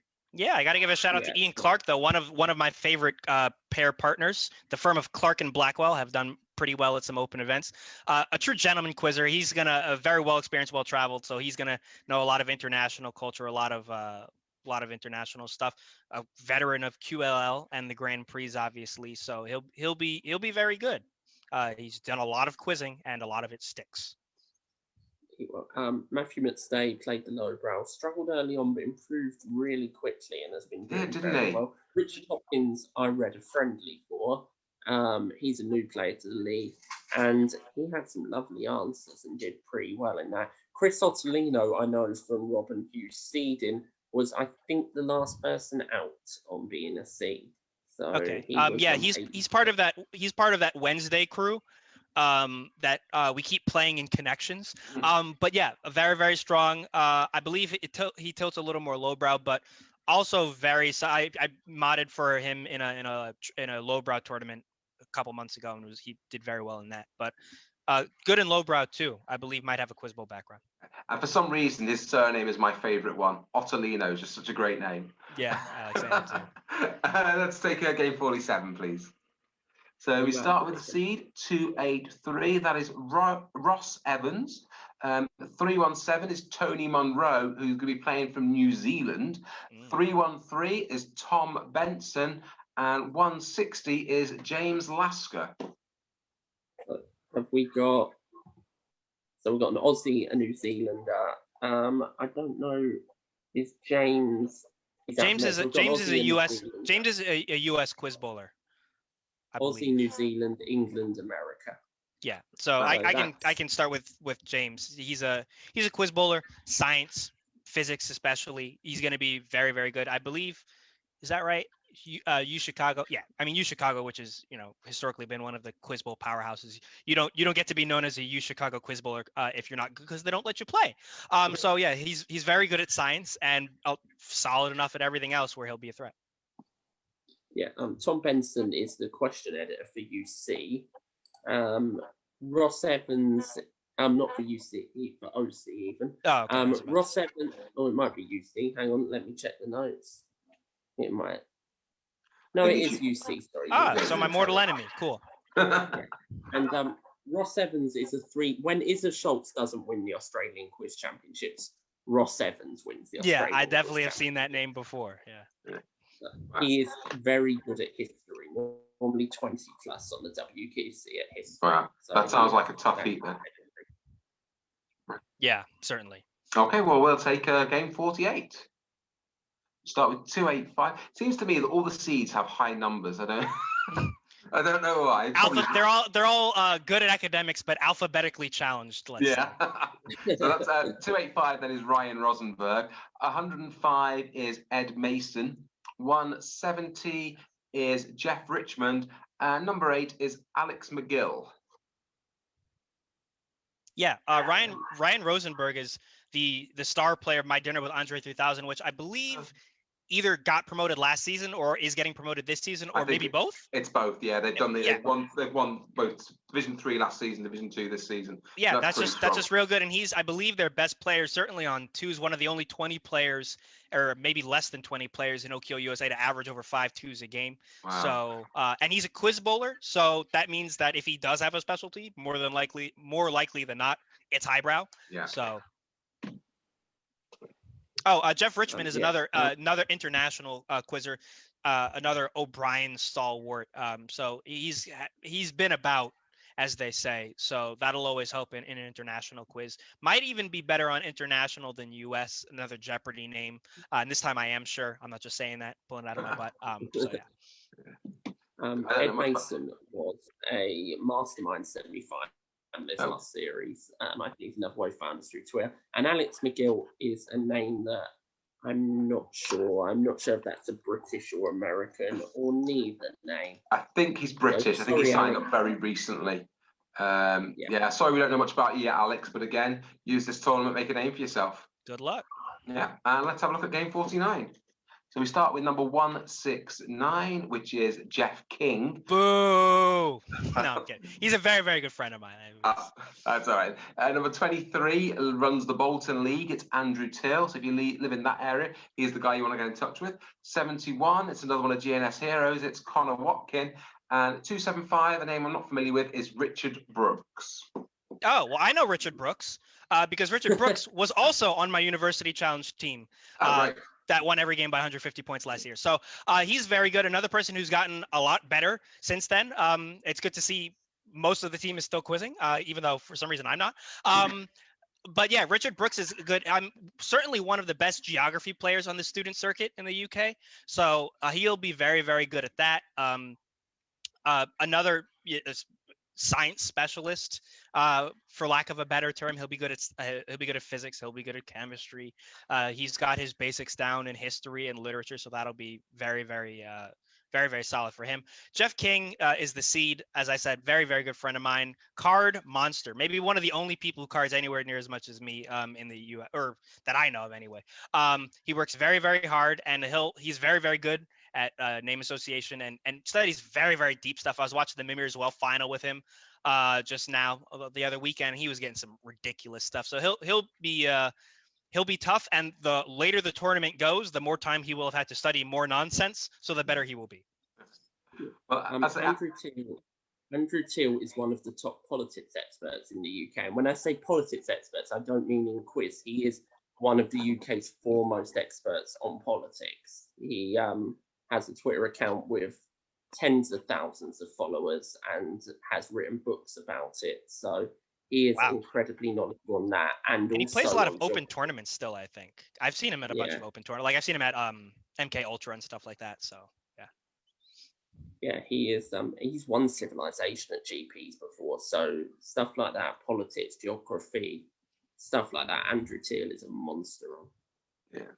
And then Connor is part of the GS Heroes. So I think he's their strongest player, and he's from a science background, isn't he? Yeah, science and history background. So he will do okay in this, I think. Yeah. Okay, let's take a look at game 50. The seed here, number 228, another high number. That is Max Fitzjames. 21 is Andrew Rout. 121 is Frederick Bush. And 212 is Marcus Deal. All right, so you have a University Challenge winning captain in Max Fitzjames, certainly a veteran quiz bowler out of Edinburgh, good at science, good at biology especially, and chemistry certainly. Another, certainly the second or third best quizzer in France, you can make an argument. You might have a second University Challenge winning champion next week in Andrew Rout. He's represented himself very, very well in all of the academic subjects across the board. I'm not sure what he studies, but He's a science. he's science. Well, that's good because, yeah, I was about to say he's had some really good humanities buzzes, but the fact he studies science may mean it's even better news for him.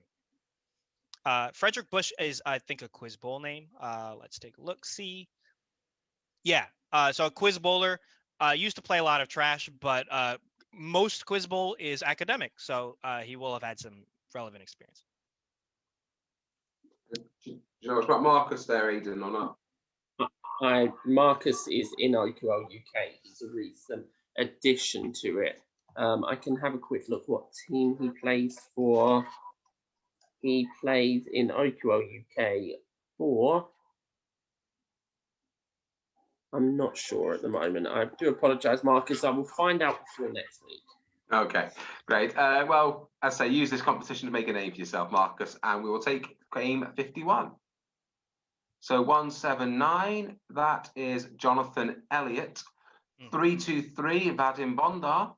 36 is Beck Duggleby.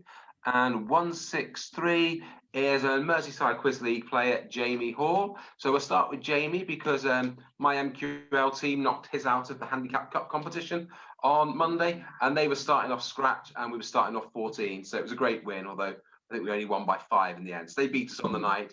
But And we take those. Oh yeah, we were delighted to win. It was a very close game, and then we had a great round 7, which kind of sealed it. Jamie is one of probably the best in shape UK quizzers, but hates sport, which always astonishes me. He's much better at the highbrow stuff, so I think this is really going to suit him.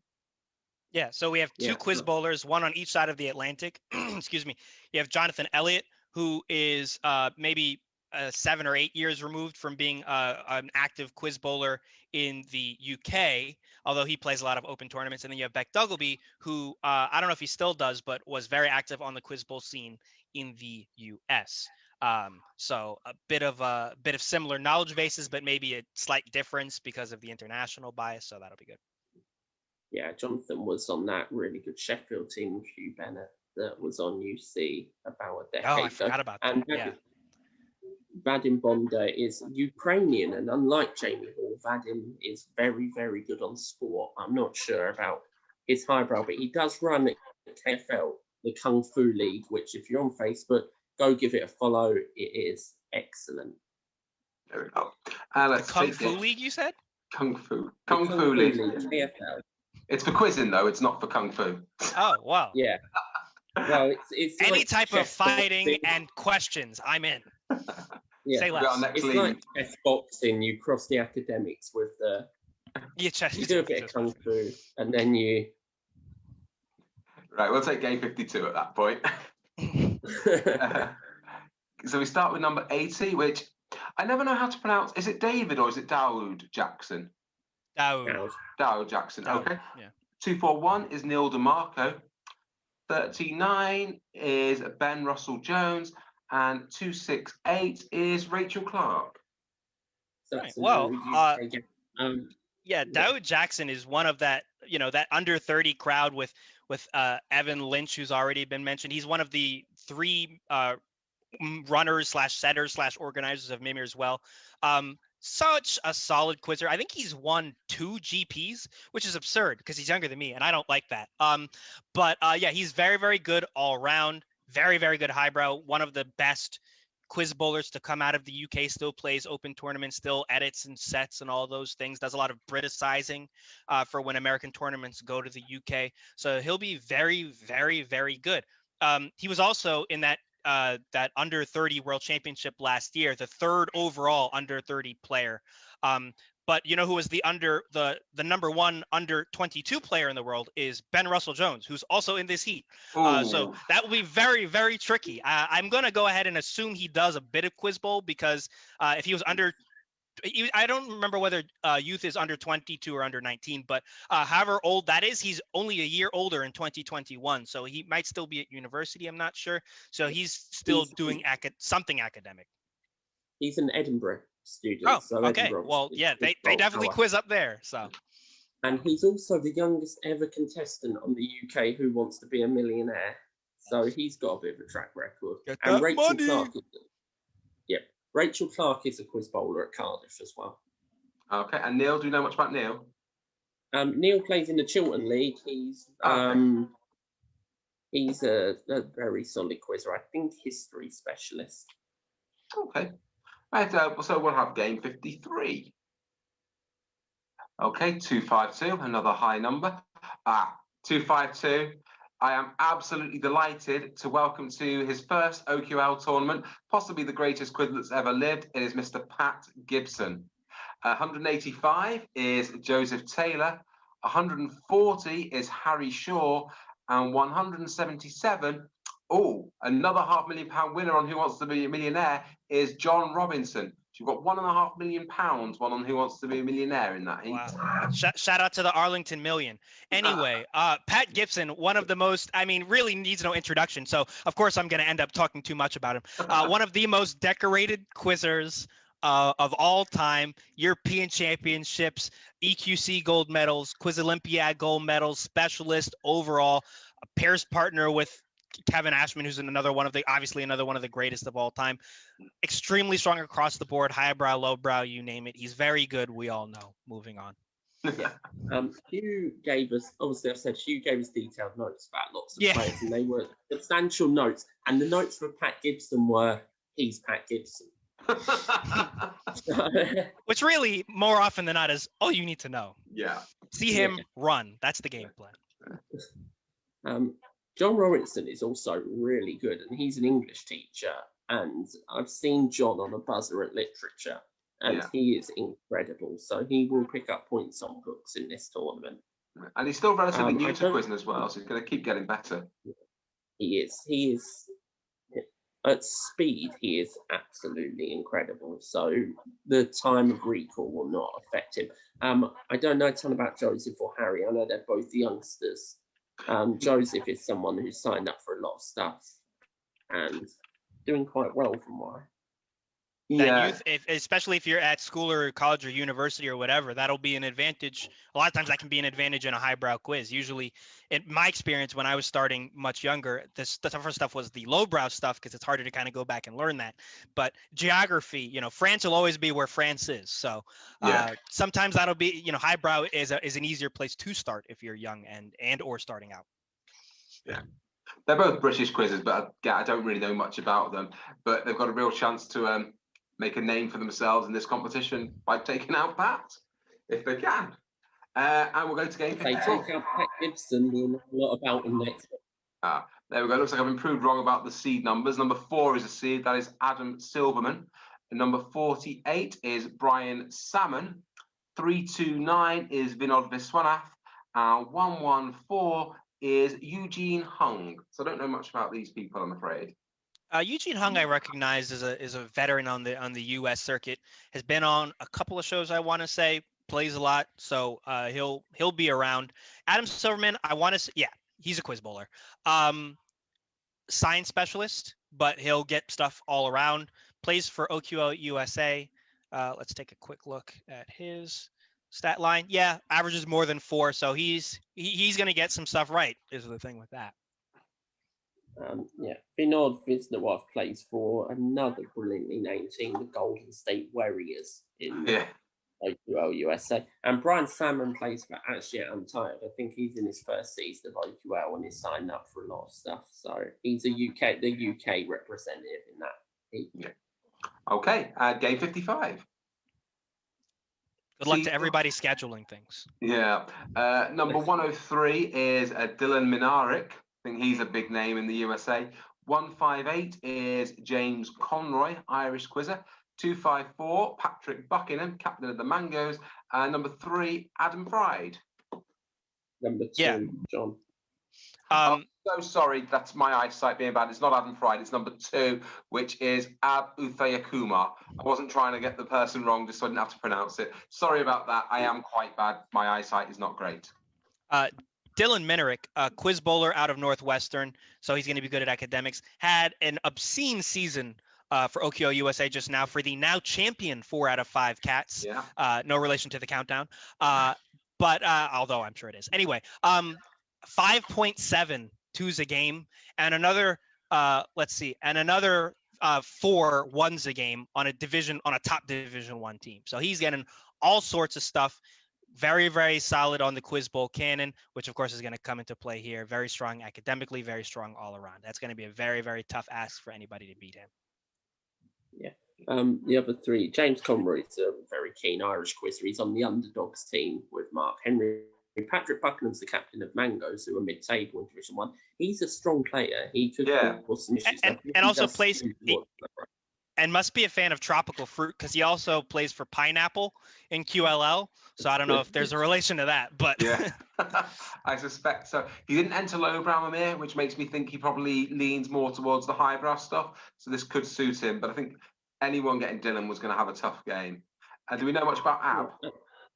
Ab is a young kid from London who is starting out on his quizzing journey. Well, good luck to him. And we will take game 56. Seed here is 262, which is Paul Steeples. 255 is Patrick Mccarthy, one of the top Irish quizzes. 65, one of the top Australian quizzes, is Christian Kelly. And 336 is Zachary Foster, who I believe is American. Scheduling, guys. Paul Steeples he's unreal on classical music, isn't he? And a lot of the highbrow stuff. A very gentleman quizzer, but he gets around, does a lot of interesting highbrow related things. Always talking about some seminar exhibit he went to. So he'll be very, very good. A lot of 17 seconds and then like, oh yes, this is just, and then he'll name the obscure thing and get it right. So that's good. Zach Foster is a quiz bowler. Zachary Foster is a quiz bowler from America. History. It's always a 1 in 3 history, literature, science, and I can't remember. I think it's history is his specialist. Is his specialism of the 3. But a quiz bowler from America is going to be a quiz bowler from America. Tough match as a non-seed too.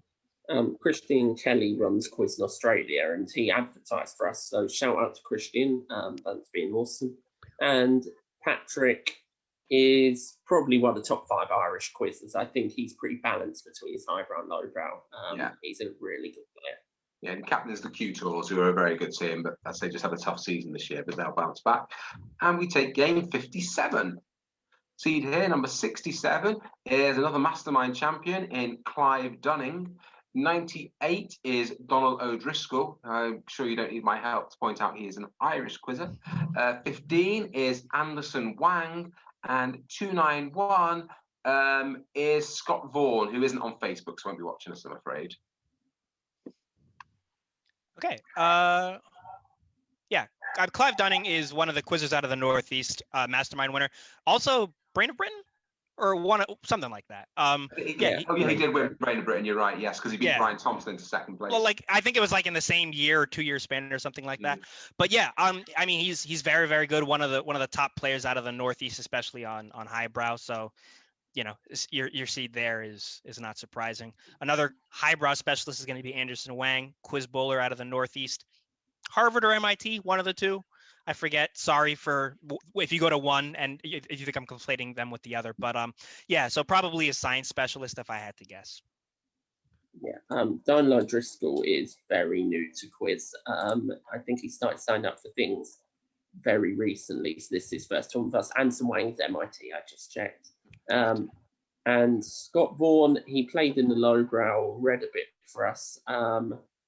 He was quite good in the lowbrow. I don't really know if he has a highbrow specialism. Well, he captains one of the Calderdale teams in the OQL, so he obviously does it. He must quiz a lot to be if he's in the Calderdale League. So we'll take game 58. Seed here, 290. I think on stats base, possibly the best player in the OQL USA is Scott Blish. 186 is Josh Baldwin. 129 is Gilles Bourg. And 113 is Ethan Moss, who I think is Sheffield Uni. Sheffield, guys. All right. Well, seeing as there's the one American in this draw, I can take him. Scott Blish is one of the top quiz bowlers from that era in the 90s of quiz bowl. Has an incredible knowledge base, up and down, high, low, east brow, west brow, upside down brow, every brow, unibrow, monobrow. This guy is very, very good. He still cards a lot. He has incredible retention. He has great recall. He's going to be one of the top players, for my money, in this tournament. Absolutely. Yeah. Gilles Bourque is one of the few Canadians in this tournament. He's from the French-speaking part of Canada. Ethan Moss is another of the Sheffield. There's a lot of Sheffield people in this. Yeah. They've been really supportive of us. We love you, Quiz Society Sheffield. You're great. Yeah, they've been great. Yeah, yeah. And Josh Baldwin is now new to the league. Is he another of the as yet untitled guys? I lose track, to be honest, on a lot of Division 17s. It was all put together so quickly. I would say we've got 2 18s, but we haven't. Please we have more. Yeah. He is as yet untitled. I'm quite pleased Brandy's talking about retention there. I'm quite pleased that I've retained Josh plays for as yet untitled. I was about to say in the setters match where all the questions are about players in OQL. I've got you down for 16-7. Well, for as yet untitled, they got a nomination from us for Team of the Week in OQL on All Things Quiz. They got the highest score with the handicap points added on in the first round of the John Jacob Cup. So that's worthy of a mention. So if you want to vote for them on All Things Quiz, check it out. It's always worth doing. And we will take game 59. Okay, seed here is number 122, which, I'm surprised this person's a seed. It's Gary Grant. Only joking, Gary. If only he had won some big competition. I mean, if he did, he never mentions it. So no, he is a mastermind champion. I think one of those trophies over there is going to be his as well. Number 5 is a British quizzer who prefers to play in the US, though. That's Addy Lewis. 164, Jason Butler, and 203 is fantastic person Lauren Hamer. So they're all UK based anyway. All UK based. You've got 2 Scots, Welsh, and an English there. Gary Grant. I don't think he mentions it enough, and it's not mentioned enough. But Gary Grant won Mastermind. Did Gary Grant win Mastermind? I didn't know that. He did win Mastermind. If quads on former Mastermind winners and Rafe Rovers turn up, Gary is very much at home.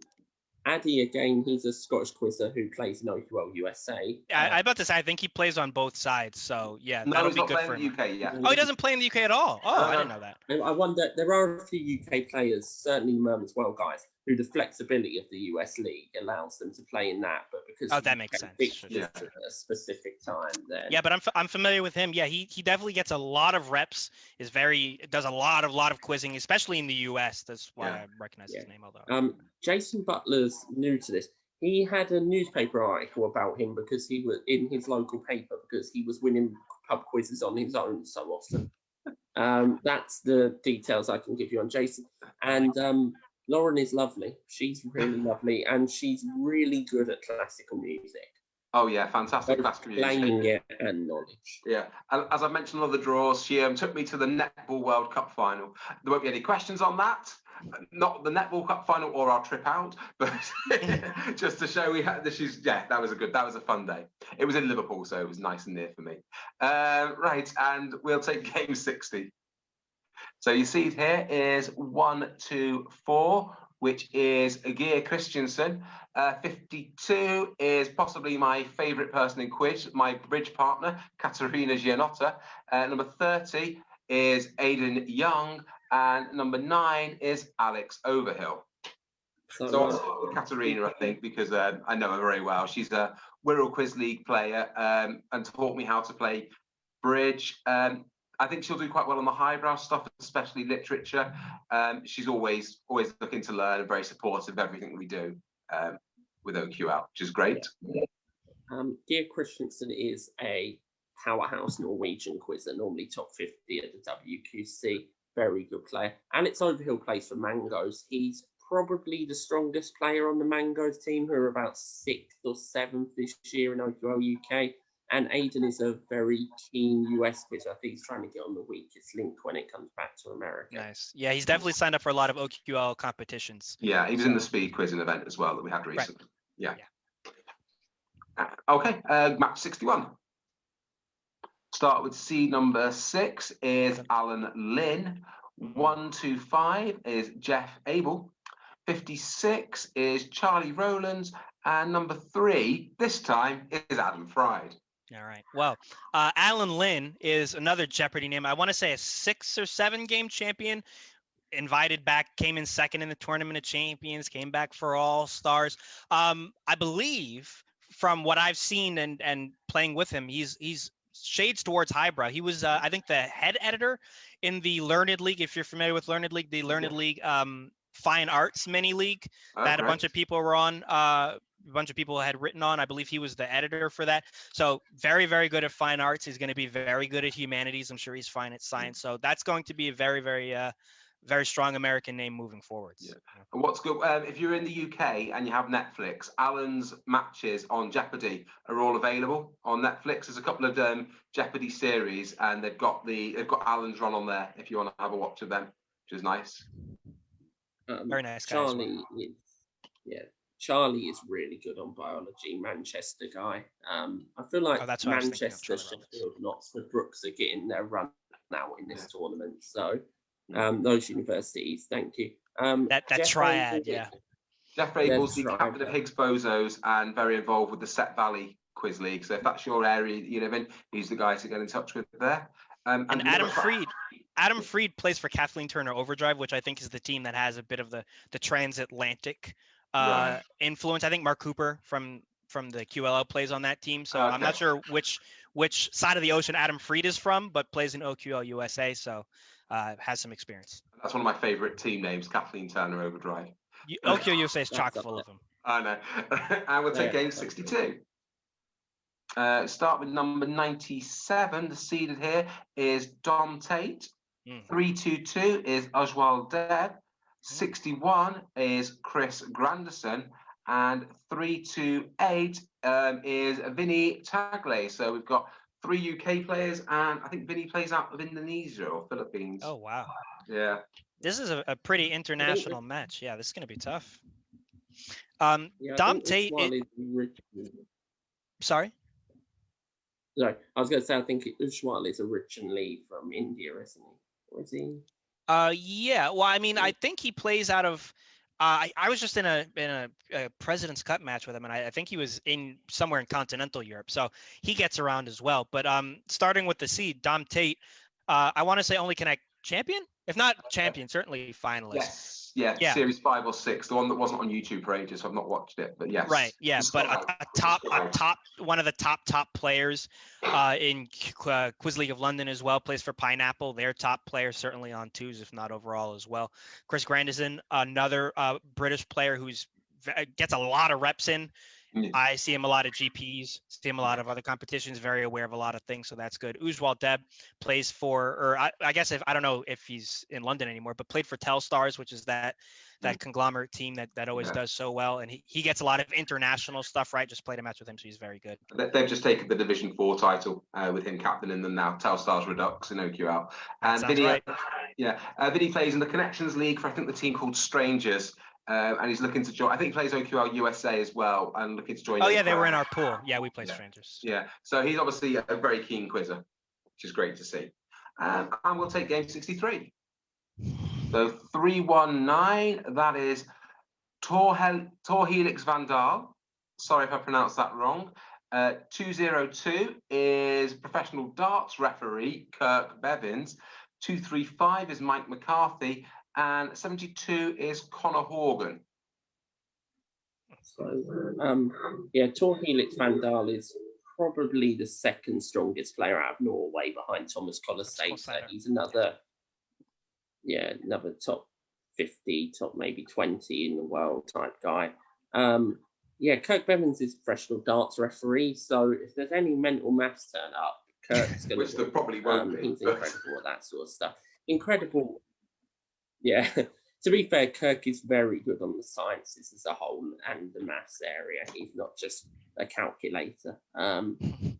Mike is a good all-round quizzer. And a Out of good all-round QLL. person as well. Yeah, plays Yeah, for I like him a lot. Scatterbrain. And Connor Horgan, I believe, is a DQL, Dublin And- Quiz League player, right? Oh, okay, right. Well, the Irish Quiz League seemed quite strong, Dublin Quiz League, so he'll no doubt have a lot of potential there. A lot of names come out of there, yeah, certainly. Yeah. Okay, we'll take game 64. If my maths are right, we're now in the last quarter. I'm sure Aidan will correct me if they're not. 3-3-3 is William Golden. 66 is Clarissa Ducci, another one of the GS heroes. 173 is Jimmy Lee. His name rhymes with his number. That's nice. And 68 is another MQL player, Merseyside Quiz League player in Colin Foster. So I'll start with Colin because he plays MQL. So he's obviously very experienced with the Mimir format. He's been around in the Warrington League for quite some time now, but he's very good at sport, but also specialises at the highbrow kind of stuff. So I think he'll be a danger in this competition. Yeah. So the seed here is William. Excuse me, is William Golden, who I believe is maximum like 19. So the fact that he's a seed is absurd, but also very well deserved. He was one of the best middle school quiz bowlers, I think, ever. He's a teenager. Oh yeah, William Golden is like 19, 20. This is a dude who was in the teen tournament, which is 13 to 17. It's for high schoolers. I was in high school. He was in 7th grade, which if you're not familiar with the U.S. education system, don't blame you. No need to. But he's about 2 grades younger than the youngest. It's for 9th to 12th graders. This kid is in 7th grade. I think he made the semifinals. I mean, he was getting all sorts of stuff. It was That's incredible. Yeah. So, I mean, very, very good on highbrow. And I mean, the fact that he's, like I said, maximum 19 years old is horrific.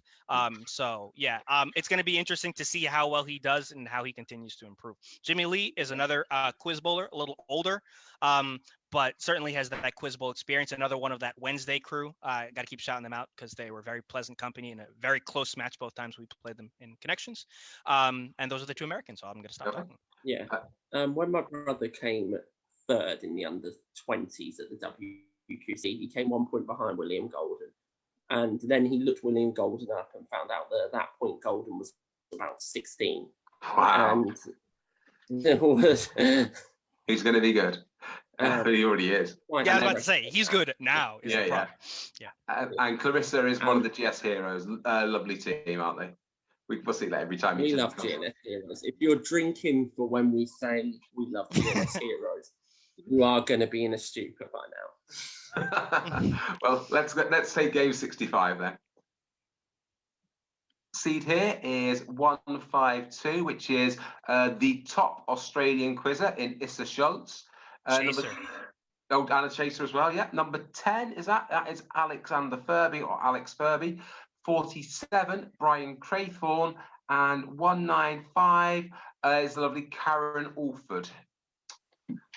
All right. Well, I was going to say Issa Schultz, friend of mine, and I mean, far and away. Well, I don't know far and away, but definitely by number of titles, the best quizzer in Australia. He's won something like 8 of the last 10, including 7 on the hop or something absurd like that. Works really hard, very strong in the international syllabus, consistently one of the top international players as well. Really, really world class. I'm not so sure about his highbrow or lowbrow specialty, but that probably just means he's a great all-round player. So that's very, very good. Alexander Furby, I want to just confirm before I say the wrong thing. Oh, no, I was going to say the wrong thing, so I'm going to stop. Okay. No, he plays in QLL, does Alex? Yes, I do know, yeah. He read a lot in the lowbrow Mimir. There's a lot of reading for us as well. Karen Alford's new to OQL recently. Has been getting involved with loads of things. Is really enjoying being a part of it. So we love having her there, and all her kind words about the league is great. Brian Craythorne, I think, has made Team of the Week an awful lot of times. Yeah, if you follow the Hot 100 scores, Brian Craythorne is really good.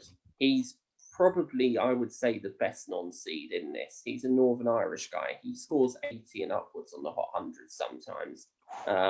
He's crushed it for Tyrrell in Division 4 of the OQL this year. That's going to be tough as a non-seed. Yeah. Okay. Right. Well, we'll take game 66. 175 is the seed here, which is another of the Mimir as well, guys. Joey Goldman. 331 is Will Travis. 78 is Daniel O'Sullivan, and 224. Oh, one of our transatlantic players is Matthew Marcus, or Mabuse de Spielers. Oh, sure. Yeah, there's Spielers, something like that. Well, Joey Goldman, I can talk about Joey Goldman all day. First of all, for those of you who aren't in the Quiz Bowl scene, a University Challenge winning captain, people love to talk about Mungman, people love to talk about Siegel. Joey Goldman won that season. And was Joey Goldman was the captain of the team that won that season, I should say more accurately. Maybe the best quiz bowler to come out of the UK. Very, very, very, very good on, the real knowledge that this guy has. It's not just the cards. He cards, but he has a lot of real knowledge too. So he's going to get he can be very good at art, going to be very good at culture. He sets for the Mimir as well. So if you've seen the Mimir as well stuff, you know that him, along with the rest of that team, they know what they're writing about. They write great questions. So he's going to be very, very difficult to beat moving forwards, and he'll continue. I think he's my age. So very, very quick on the recall as well. So pick not only on his own questions, but also for the steals. You never really quite know what he does and doesn't know. He feels like he could get everything right. So.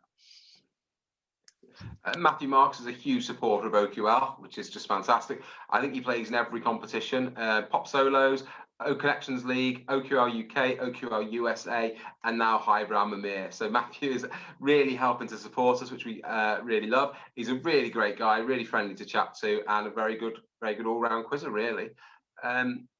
Anyone Sullivan plays for It Be Dim Jules in Division, probably the best named UK team in Division 7. They did well. He scores very well. He's probably he's the Robin to Ian Orris's Batman on that team. Nice. And Will Travis plays for Airbud Dwyer, which it looks like his twos average is up above 4, so that puts him in the top quarter. So that'll be a tough game then. Yeah, for game, sure. I think Everybody's got the work cut out for them there. Yeah, absolutely. Well, we'll take game 67. We start with the seed there. 194 is another name I may struggle with. Sorry about this. It's Carol Silmato. 201 is Kevin Wang. 16 is Andreas Krell. And 289 is Sarah Trevarthen. So we've got a bit of a European mix there, obviously. Yeah, Kevin Wang is a U.S. quiz bowler. Plays with one of the two bigger quiz bowl teams there. I believe My Dinner with Andre. Let me double check that. Yeah, he plays with My Dinner with Andre, which is a previously mentioned team that got double promoted. So he's a solid player for them. Quiz bowler. So his specialties are going to go tilt highbrow. Carol Slamato. Here's why I always recognize that name. First of all, world-class quizzer out of Estonia, I want to say. Oh, wow. In the 2020 Junior World Quiz Championships for all under 30s, he scored first, 2 questions clear of the idiot who came in second. And I thought I had won, and then I saw Carol Slamato, and he beat me by 2 questions. He's very, very good. I still resent him, even though it's not his fault. He just answered all the questions right, which is what he was supposed to do. But I resent him for beating me in the Junior World Quiz Championships. Very, very good. Very even, highbrow, lowbrow. So he should be a threat. Certainly one of the best Baltic quizzers. It's incredible. This is a good luck with your scheduling, guys. One, a Brit, an Aussie, Estonian, and an American. And Sarah Trevarthen, it's a British Aussie anyway. So we've got a good mix of the nationalities here. Yeah, well, it's an international competition. Sarah's been relatively new to OQR UK, but has really come along a long way already. Top player on Spiral Scratch with Sean Webb. Those two have led that team to a solid second division team. We'll take game 68. If you're still with us after 2 hours, congratulations. I know. What a productive way to spend your Good Friday. I imagine if we've got to somebody and they've watched it for 2 hours, and then when we talk about it, we don't know much about that. Yeah, the press is really on now. I didn't think of that, but now that you said that, yeah. Well, 293 is Shane Whitlock. 321 is Trey Kelso. 83 is Darren Monk. And 197 is Kelly Rabin or Rabin? Yeah, those are all Americans, and I don't know any of them. No, I'm kidding. So let's starting with the seed, Shane Whitlock. Shane Whitlock is a former Jeopardy college champion, somebody else in that Jeopardy pantheon that keeps getting invited back to all these tournaments. Also, one of the foremost American international quizzers. He's one of those few Americans that'll show up to an EQC, even though technically we're not allowed to actually win any trophies. Was, I believe, a medalist at the Quiz Olympiad in Athens in 2016. I think he won a bronze or a silver in the knockout quiz. So he's very good on international stuff. He's a doctor by trade, so he's going to know that biology and the other sciences, and he's very, very well studied in the other subjects as well. Trey Kelso is one of the top Learned League players, one of the top players on BP Trivia, which is the other major online American trivia competition. He's very visible in the trivia community, so a lot of people are familiar with him. He'll moderate a lot, he'll play a lot. I'm not sure whether his specialties lie in highbrow or lowbrow, to be honest, even though he lives in New York and I've played with him a bunch. But he should be one of the names to watch out for. His stats are always pretty high, so that's pretty interesting to see. Darren Monk was on Jeopardy, and I want to say Who Wants to Be a Millionaire. I'm pretty sure it was on Who Wants to Be a Millionaire. Got to the 100,000 question, which in the days where it was hosted by the guy who hosted The Bachelor is actually quite impressive, more impressive than it sounds, which is already saying something. So he's very, very good. Plays for, I want to say, a division. I'm pretty sure he plays for a Division I team. Solid all around. Yeah, and Kelly as well, another Jeopardy name and another name that's been playing a lot more in OQL. So yeah. Okay, and we'll take match 69. Nice. No, I think we are on this video. We are at 220 comments at the minute. Wow. Well, I'll reread them at some point. So 81 is Dargan Ware. 253 is Patricia Riley. 96 is Dom Jerome. He's a Wirral Quiz League player, so I'll talk about him. And 92, a Scottish quizzer, is David Hogg. So I'll start with Dom. He plays in the Wirral Quiz League. Pretty much all his knowledge is highbrow. And I've been at a pub quiz with him where he was on his own. And this was a hard pub quiz. And he came second on his own. Did really well. So I think this competition is really going to suit him. It's the lowbrow stuff that brings his scores down in OQL. So I'm really looking forward to seeing how he does in this. Dargan Ware is an old quiz bowl name from the South. I want to say Alabama. From maybe the 90s or maybe the 2000s. He's on one of the two teams, or one of the two teams in Division II, or one of the four teams, I should say, that's getting promoted. So they'll be in Division I next year, I think, or next season, I should say. I think they might have won their division, or if not, obviously they came in second. So that's good. And Patricia Riley is another player who plays for Risky Quizness and OQL USA.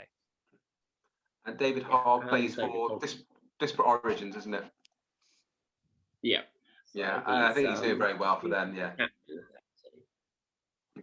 Okay, great. We'll take game 70. So we start with the seed. 264 is the current Buchel 1 champion, Phil Small. It's the brain of the online quiz league. Number 26, Anna Lister. 95 is Diane Halligan, who is a very well-known UK-based quizzer. And 188 is Joshua Levitt. I'm not sure. Diane Halligan, another one with a big Who Wants to Be a Millionaire win. But that was back in the Chris Tarrant days, going back a while now.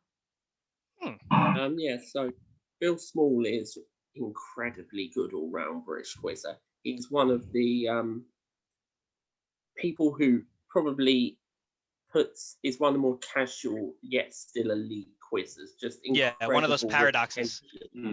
Like his name. Yeah. He's 6'8", 6'9", when you something like that. Yeah. Meet a man called Phil Small and you're like that. So, like calling me Brandon Smart. Anna Lister plays for LGQ, which is another one of those solid Div 3 teams in OQL UK. Having played her and that team, she gets plenty of her stuff right. Oh yeah, I think she's better at highbrow stuff as well. I seem to remember she was on a TV show called Headhunters, and they keep stats on what eagle subjects were. I was sure she was better at the highbrow. Diane Halligan definitely will be better at the highbrow, especially literature kind of things. Very popular, one of the friendliest women you're going to meet. Love spending time with her. Joshua Levitt, is he American? I'm not sure. He is. Yeah, he plays for Really another bodes great well. name team, the Haunted Bauhaus Oh, of yeah. Pain. Well, So, and one of the top, averaging something like 4.32s a game, great. playing every game for his Yeah. Worth pointing out, in America, they don't have the free guest rule. So a 4.32 average in USA is much more impressive than it is in the UK. It's still very good in the UK, but in the US, it's almost elite. Right, we'll take game 71.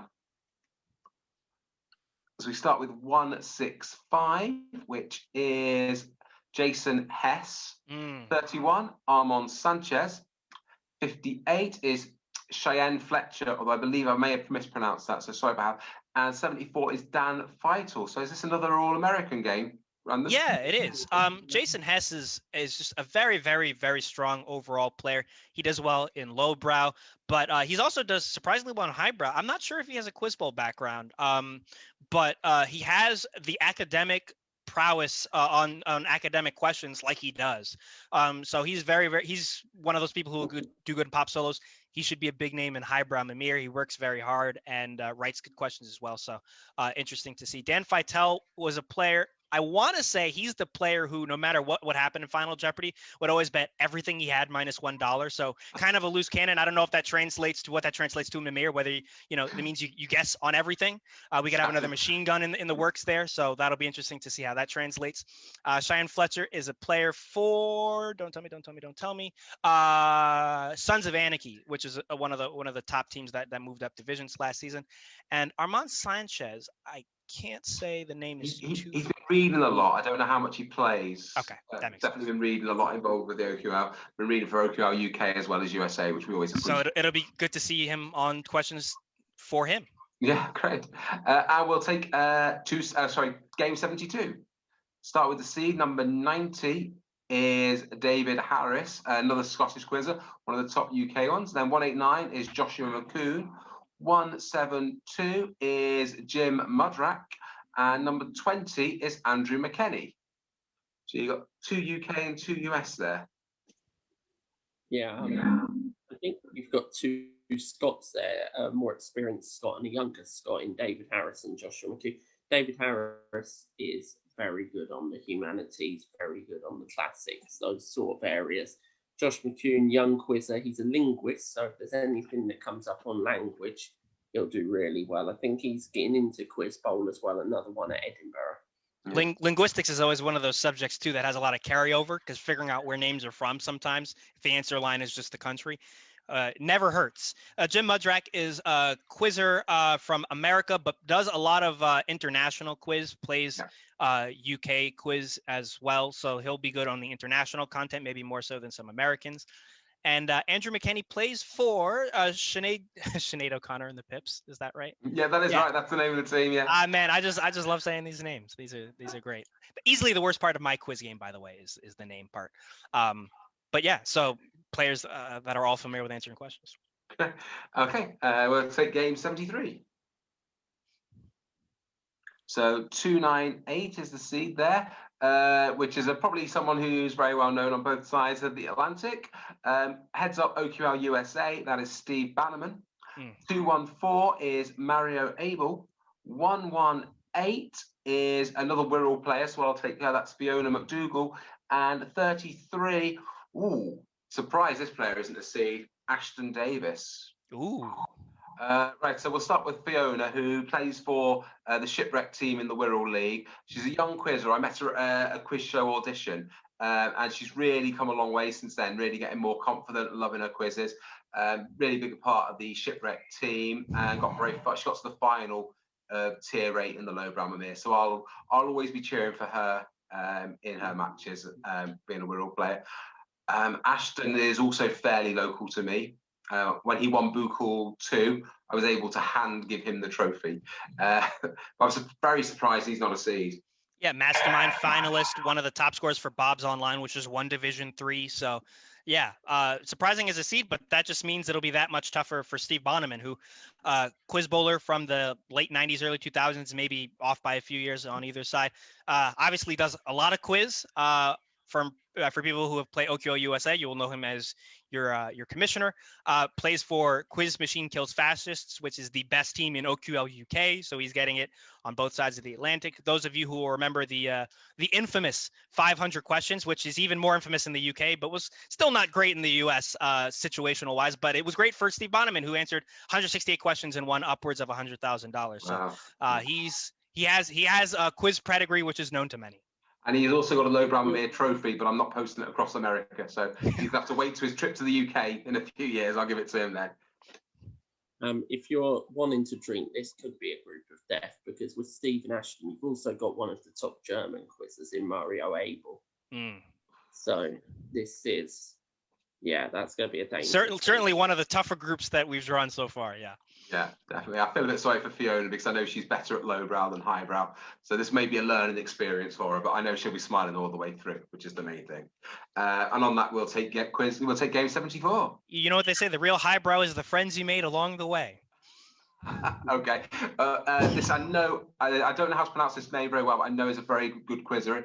The seed is 307. Thomas Colasata. 249 is Nisha Pillai. Again, sorry if I pronounced that wrong. 299 is Steve Childs, who I know from the UK. 148 is Ian Riddock, also a UK quizzer. I'm also going to pronounce it wrong, but Thomas Colasata is almost certainly the best quizzer out of Norway, which is one of the top quizzing nations overall. A lot of international quiz titles, very, very strong on highbrow.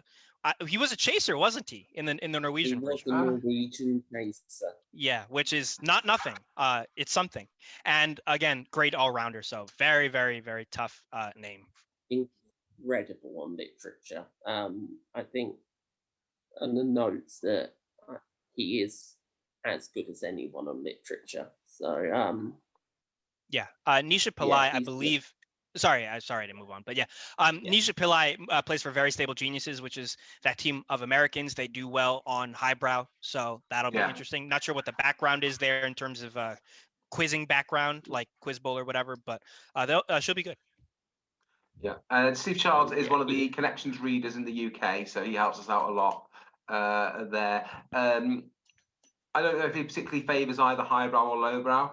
But he finished, I think, tier 12 or 13 in the lowbrow Mimir, so hopefully he wants to do a bit better in this. Ian Riddock is playing quite a lot, but I don't really know him that well yet, unfortunately. He played for Park Exiles. Okay, right. Well, they did very well. Park Exiles 2 or P2.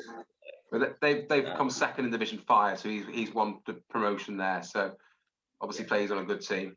Right, we'll take 75. So the seed here is number 91. They're probably the top quizzer out of Lancaster in the UK, which is where I got my first degree from. That is David Hess. 59 is a late sign up today, is Chris Clough. 297 is Somasish Ghosh. Again, apologies if I have mispronounced that. And 37 is Ben Back. David Hess is one of the top 10 quizzes in the UK, and he leans towards highbrow, I would say. Incredibly good quizzer.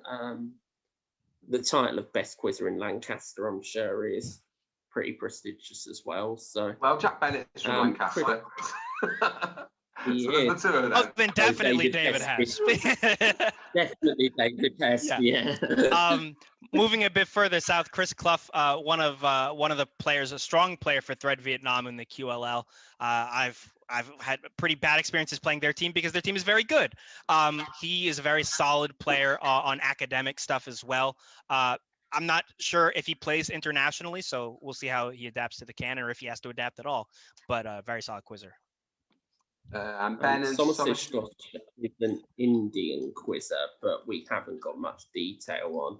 And Ben Back is an English quizzer again that we don't have much information on. So for those two, a chance to make a name for themselves against David Hesp and Chris Clough. Yeah, absolutely. And we'll take game 76. And Somasish and Ben, if you've been watching for 2 hours waiting for us to say something about you. Yeah, sorry. Okay, so these are all low numbers. 44 An absolute incredible quizzer all around is Bob Decoe. 57 is Charlotte Orber, who I believe is part of the Cosmopolitans team who were on Only Connect recently. 32 is Aya Priya Ganguly. And number 1 is Aaron Levine, who I believe is a sports reporter. Yeah, so there we go. So yeah, he's incredible across the board. He's very strong on science and mathsy type stuff, also geography on the QLL. Yeah, he does like stats. artificial intelligence or something like that. And as strong as he is in lowbrow subjects like pop music and football, he's that's soccer for you Americans.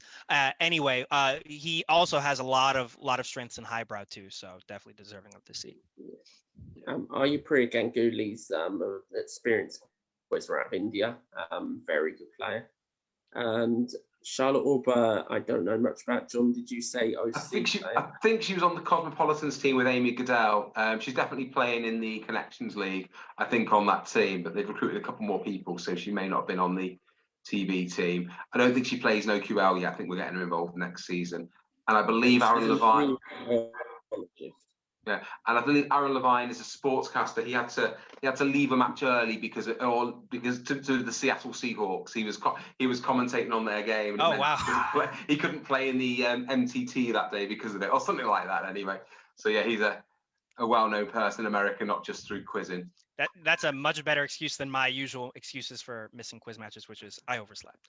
Oh yeah, well, I missed an Eggheads audition, like to be an Egghead because I overslept. It wouldn't be too bad, but the audition was 4 in the afternoon. But it was back in my poker days. We'll take number 77. 303 is the seed here, which is Taylor Harvey. 82 is UK chaser Dara Ennis. 272 is brand new player to OQL this season, so that's going to be great that she gets to play a chaser. That is Rebecca Denny. 143 is Hugh Meredith. I think definitely plays on. Rebecca Denny found us from Dara's Twitter account, I think. Oh, that's brilliant. So she's then there you go. Oh, that's great. I love things like that. Well, starting with the seed, Taylor Harvey's got the seed primarily because of the Quiz Bowl prowess. I'm not sure which college, so I'm not even going to guess, and upset more people who play for their rivals. Florida. Okay. So very, very strong in the Quiz Bowl bread and butter of literature, art, science, etc. So that'll be good. Dara Ennis, obviously more familiar to Brits now than maybe a year or so ago. Chaser, a research scientist still, so he's going to be good at science. Plays for Bletchington Nomads out of Div 3. Nice guy and a solid player. So as a non-seed, that will be tricky to navigate for Taylor. Yeah. Hugh Meredith, I think, plays for Strangers on a Train. Young. Well, he plays for Whovians, doesn't he? That's Hugh Pritchard. I'm sorry. No, I think Hugh Meredith is Strangers on a Train, but Division 4 or 5. Yeah. But sadly, I don't know much about him. But I think I've definitely seen him in Team of the Week before. So that's always a good showing when that happens. And we'll take game 78. So the seed here is number 60, which is Chris Coheen, who I believe is an American quizzer. Yeah. 192 is Julie Hawes. 102 is Dylan Coates. And 104 is Ed Fychek from the Milton Keynes League. He heads up the Milton Keynes League. Very keen quizzer, very nice guy. If you're in the Milton Keynes area, looking to get involved in more quiz leagues once all lockdown's over, he's the guy to get in touch with. Very nice guy. And that's a great league to be a part of. So Chris Coheen, I believe, is out of somewhere in the mid-Atlantic, maybe Pittsburgh or somewhere in Pennsylvania. But I've seen him when I was living in London. I would randomly see him at GPs in central London. So he has a lot of international knowledge. He gets around. He's familiar with a lot of the international content and is going to do well in highbrow. He's consistently done well in highbrow and will probably continue to do so. Great. Dylan Coates is yet another of the current Sheffield crop. Ed Fychek runs the Milton Keynes Quiz League, so very good quiz league. And Julie Hawes is new to this, but I think she beat Anne Hegarty as a single player on the chase. She did, And yes. won quite a bit of money. I think it was 50 or 60,000 she won, yeah. Wow. Yeah, on the chase. I think she's possibly the biggest ever individual winner. For Americans, that's the equivalent of winning $900,000 on the American chase. For people who don't know how the scales work, just saying, because it's $25,000 a cash builder in the U.S. So people are like, okay, so she got 2 questions right, like. Yeah. No, in the UK, it's just £1,000 a question. So she did really well. Took the high offer, beat her, came back, then went and been the final chase. Beat her again, yeah. She's joining OQL for next season. I don't know if her team is sorted yet, so we'll know a lot more about her this time next year, I'm sure. And we will take game 79. The seed here is number 64, which is Chris White. 300 is Steve Curtis. 137 is Harry Kadapa. And 295 is Simon Dick. So I don't know too much about any of these. Simon Dick definitely plays OQL UK. Right. And Steve Curtis plays for GNS Heroes, and we love GNS Heroes. Oh yes, of course we do. So I remember that. That should be more than enough. Well, fortunately, I'm vaguely familiar with the other two. Chris White had a very good rookie showing this season in OQL USA, former quiz bowler. So again, specialties are going to be in highbrow. Hari Kadapa, I believe, is out of, I want to say the West Coast, maybe Los Angeles, or more likely San Francisco Bay Area. Not sure where the specialties go, highbrow or lowbrow, but I believe highbrow because I believe he's more familiar with the international canon. That may or may not be correct, so don't quote me on it. But that'll be a nice even match, and it will be interesting to watch and see who comes out of that. Yeah, Simon Dick, sorry, captain of the Bravehearts, which means Simon G isn't. I've mixed the two Simons up there. Sorry about that, Simon G. I do know you're in OQL UK, but I can't remember exactly where. So apologies for that. And then we'll take game 80. Coming around the bend. Okay, 311 is seed in this game is one of the top American quizzes. Brandon's teammate, Tim Polly. 234 is Mike Lees from the UK. 267, Quentin Holt. Surprised he's not a seed. And 278, wow. Rob Greenhill, also very surprised. This is a very tough match. This is a very, very tough match. Well, Quentin Holt and Tim Polly are both people I've played on the same team with, so I can go over them. Starting with the seed, Tim Polly. Tim Polly is a guy who showed up at the Quiz Olympiad in 2016. He lives in, I believe, Mississippi, so not really a quizzing hub. Showed up at the Quiz Olympiad in 2016, was on the under 30 team. On the under 30 US team with me and 2 other quizzers. And after 50 of the 100 questions, we were ahead of the American senior team. And people were like, what's going on? And they were looking at us. And I was like, it's just this guy. He was getting all sorts of stuff. He continues to be good. Very, very good. He's doing better in the OQL UK than OQL US. I think he averaged something like 6 2s this season in OQL UK. Just absurd. Has a great quiz site, Quiz Bites. Want to shout that out. Great guy and just really, really good and continues to get much better. So very, very tough as a seed. But again, these non-seeds are also very tough. Quentin Holt, very good at highbrow.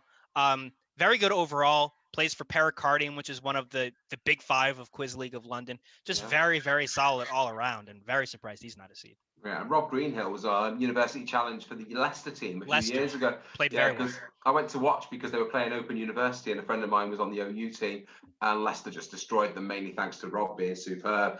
And he's much better at highbrow than lowbrow, so surprised we didn't seed him, but there'll be a reason. And Mike Lees is no slouch either. He's plays out of the Rochdale League in the UK, and I think he's on the Spiral Scratch team, who are Division 2 in OQL. So that's certainly a match of death. I think so. I'd say that's our hardest heat we've drawn so far. 2 players there who could easily have been seeds on another day.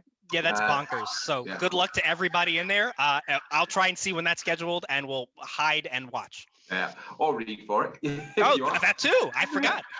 And we'll take game 81. So the seed here is 112, which is Espen Kibsgaard. 315 is Tom Speller.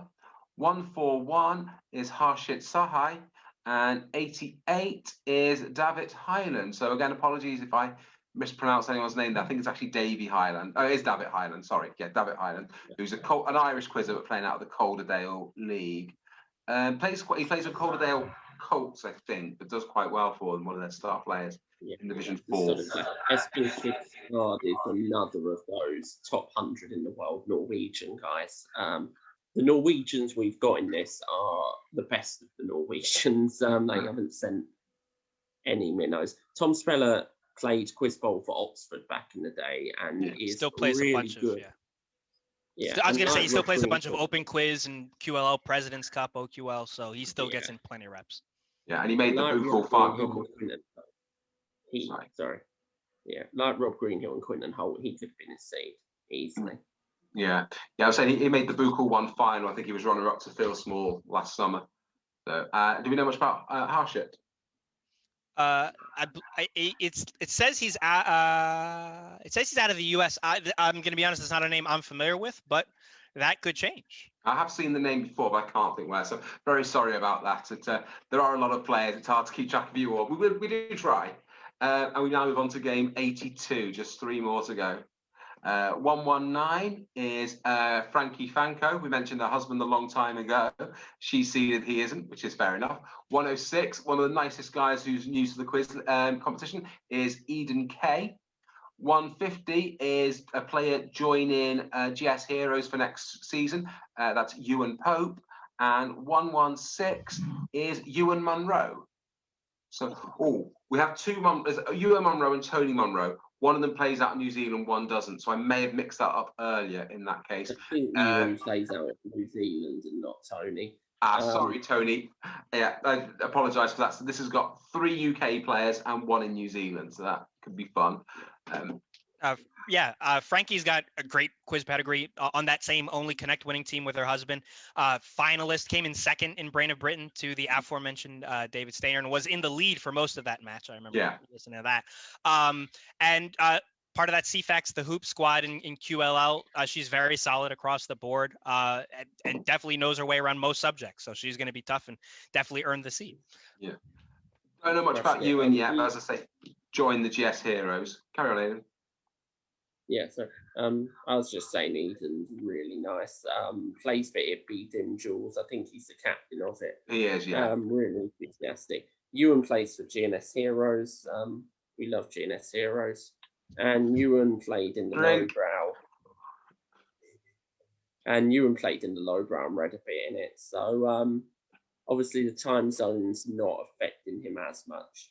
No, obviously. But yeah, Frankie's always going to be a hard opponent for anybody in this competition. Isn't she also on Mastermind this season? Oh, yeah, she is. Yeah, she's just like doing everything. Yeah, but Aidan's on Mastermind this season, so it can't be that good. Oh, right. Yeah, anybody. Yeah. Right, we'll take game 80.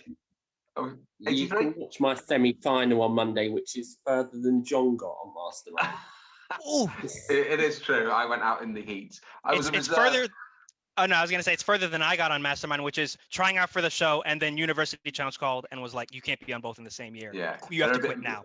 They're a bit mean like that, aren't they? Right, game 83, we start with 55, which is Charlie Fritz, who's a top US quiz bowler, I believe.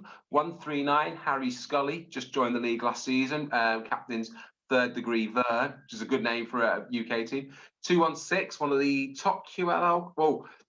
I'll check this. I know there's a Mark Cooper in UK and US, but if this is the UK Mark Cooper, very surprised to see he's not seeded. Yeah. And a 318 is Tony Walmsley, also not seeded. Wow. Oh, yeah. This is another very tough match. So I'll start with Charlie Fritz. Yeah, Chuck is very good. Former quiz bowler on that 4 out of 5 Cats team that just won OQL USA.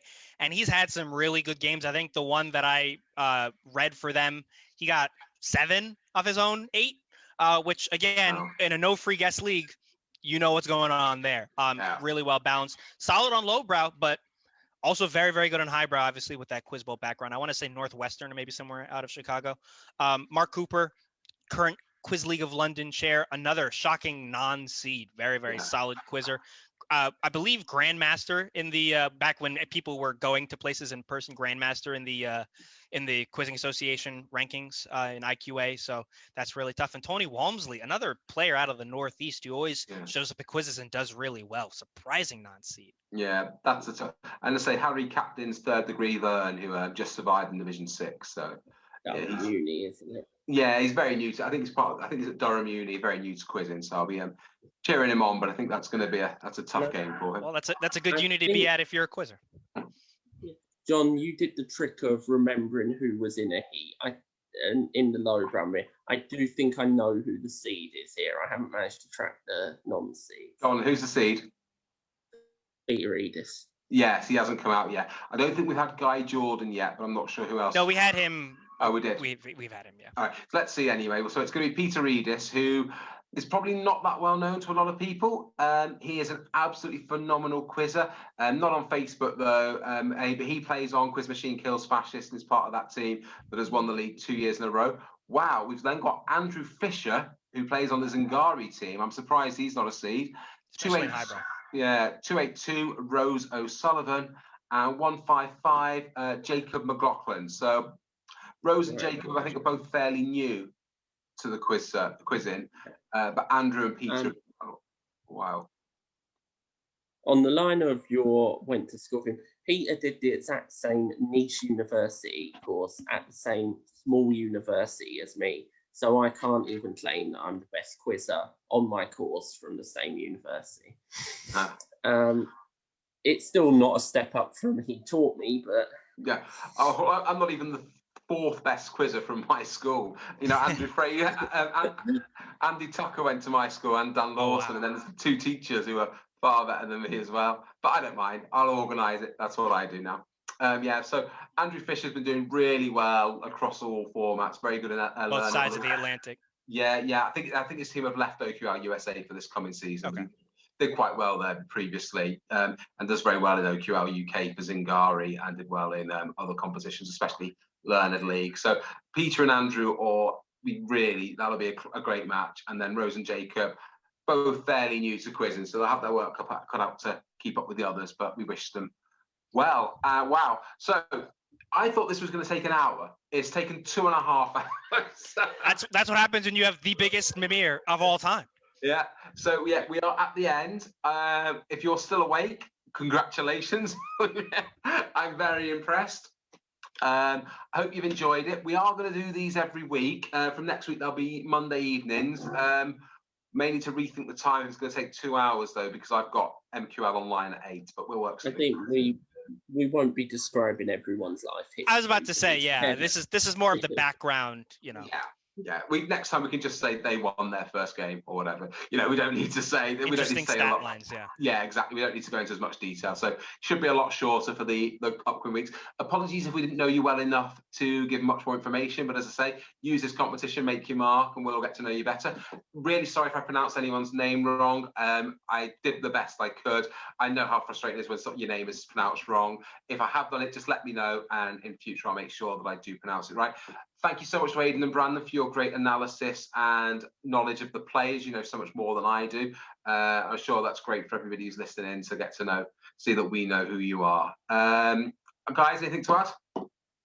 Good luck to everybody. I'm looking forward to the competition. I've seen all the questions. I think they're great questions. We have a lot of great competitors, as we just spent 2.5 hours talking about. So hopefully I'll get to read for some of you or see some of you play the matches, and good luck to everybody. Yeah.